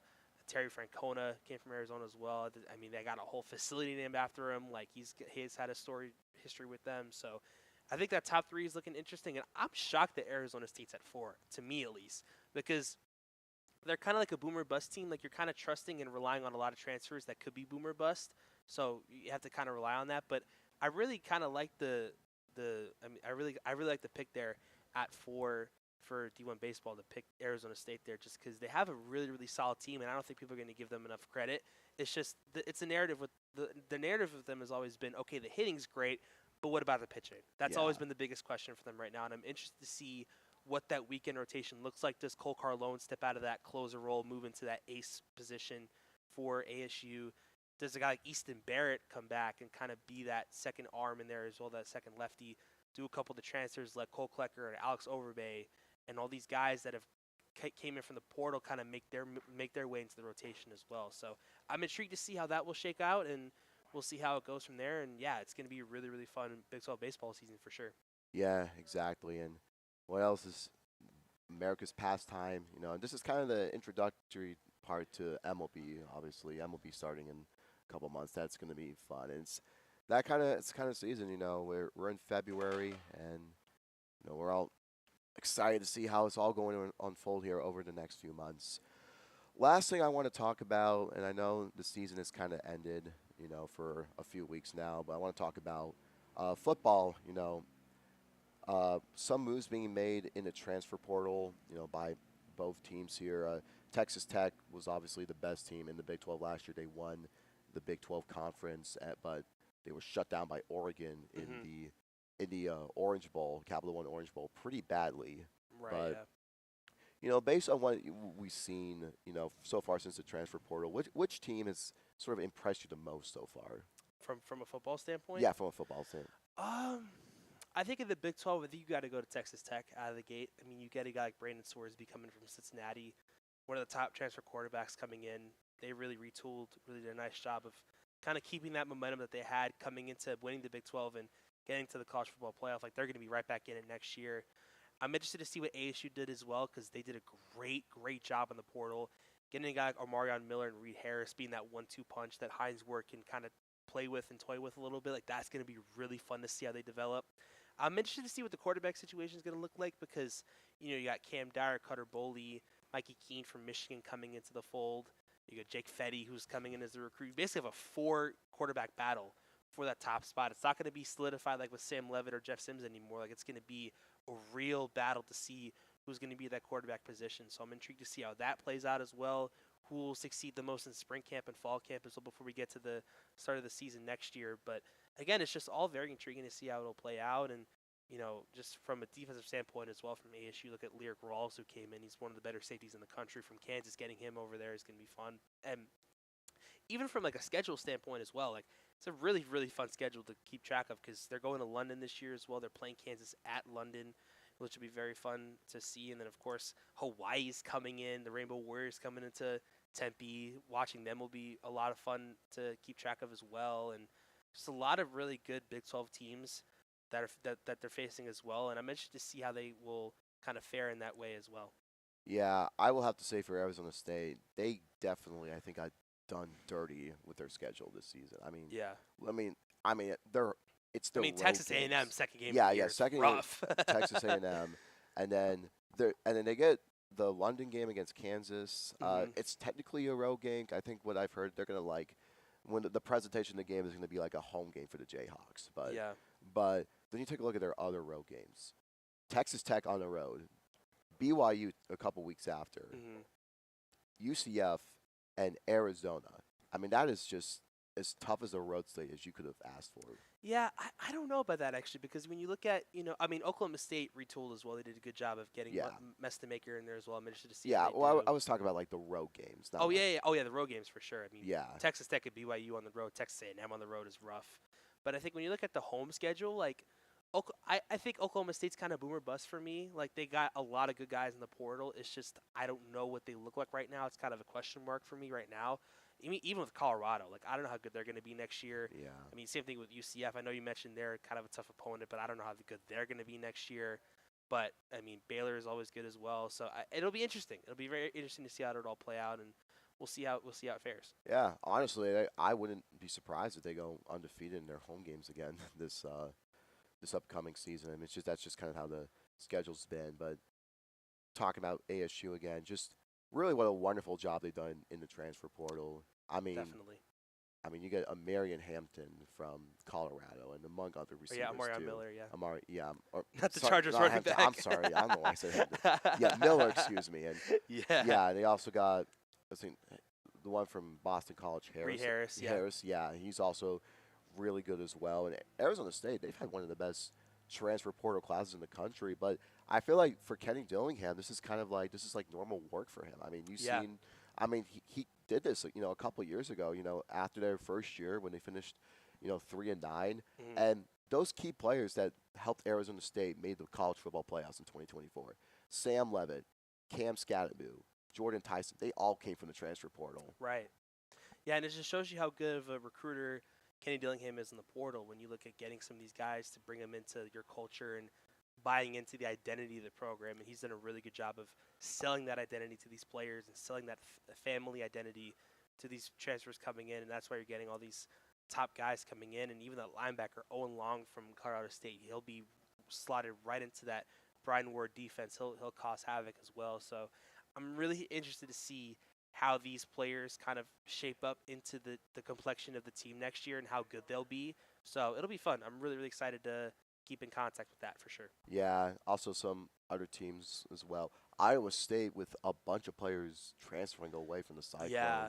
So You have to think and they're they going to be lost towards their the head bottom coach of the too. conference too, just because you let Matt Campbell go to Penn State, you let Rocco Beck go, it's pretty much the Penn State Cyclones. I joke with my friend Shane Holcomb, who we were at the Crockeye camp with together. Yeah, shout out Shane Holcomb, by the way. I forgot to shout out him. I didn't remember Yeah. it earlier, but he gets the late shout out. Yeah, late shout out for sure. But yeah, I was joking with him because it's like they're the Penn State Cyclones now. Like you basically poached your entire Iowa State Cyclones program, got it to Penn State, and now you're just left with I don't know what. So that's a bigger question to me than anything with how Iowa State's going to look like, because they were in the Big 12 championship not even a year ago now, 2 years ago now, and now all of a sudden you're looking at them, they're like, okay, they're going to be pretty much a lock at the bottom of the conference now. Yeah, it sucks because Matt Campbell for so many years he was turning down offers, and he stayed for Iowa State for so long, and he finally turned the Cyclones into really a solid team. Because you look at Iowa State's history as a football program, they haven't really had a great history. I mean, what was the last time they won a conference? I don't even know if they've ever. I think maybe like 1912 was like. Yeah, I don't think they've. Yeah, won a and then conference they in got a close minute. last year. They ran into ASU, but Right, yeah. really feel like they had good progress going. I mean, earlier this year they were the number 11 team in the country at 5-0. Yeah, And something then like that. injuries got the best of them, and now it just kind of feels like I feel like they can get back there, but it does feel like they're kind of in a retooling phase of football now. Definitely. It's crazy how the transfer portal can flip a team's identity. You thought they were going to be good one year, and then you look at next year, you go, okay, like they're a completely different team now. So it'll be very interesting to see how that plays out as the times go on. Yeah, exactly. And obviously, a lot more work going to be done in the transfer portal, but that is how it is for now. Anyway, that is going to wrap it up for today's episode of Big 12 at 12, the longest episode we've had so far. So, and obviously, a couple of weeks ago, actually, I had the show, and it was a 30-minute one, but there was no the DJ shifts weren't made yet, so I could have Right, gone for yeah. an hour, but I only went for 40 minutes for some reason. I don't know Yeah. why. But this is, without doubt, the longest show. But I want to thank everyone who tuned in here today. We're here at the TPC Scottsdale Phoenix Open. You'll start play on Thursday, but today's kind of the first day of it officially, and it has been really fun here.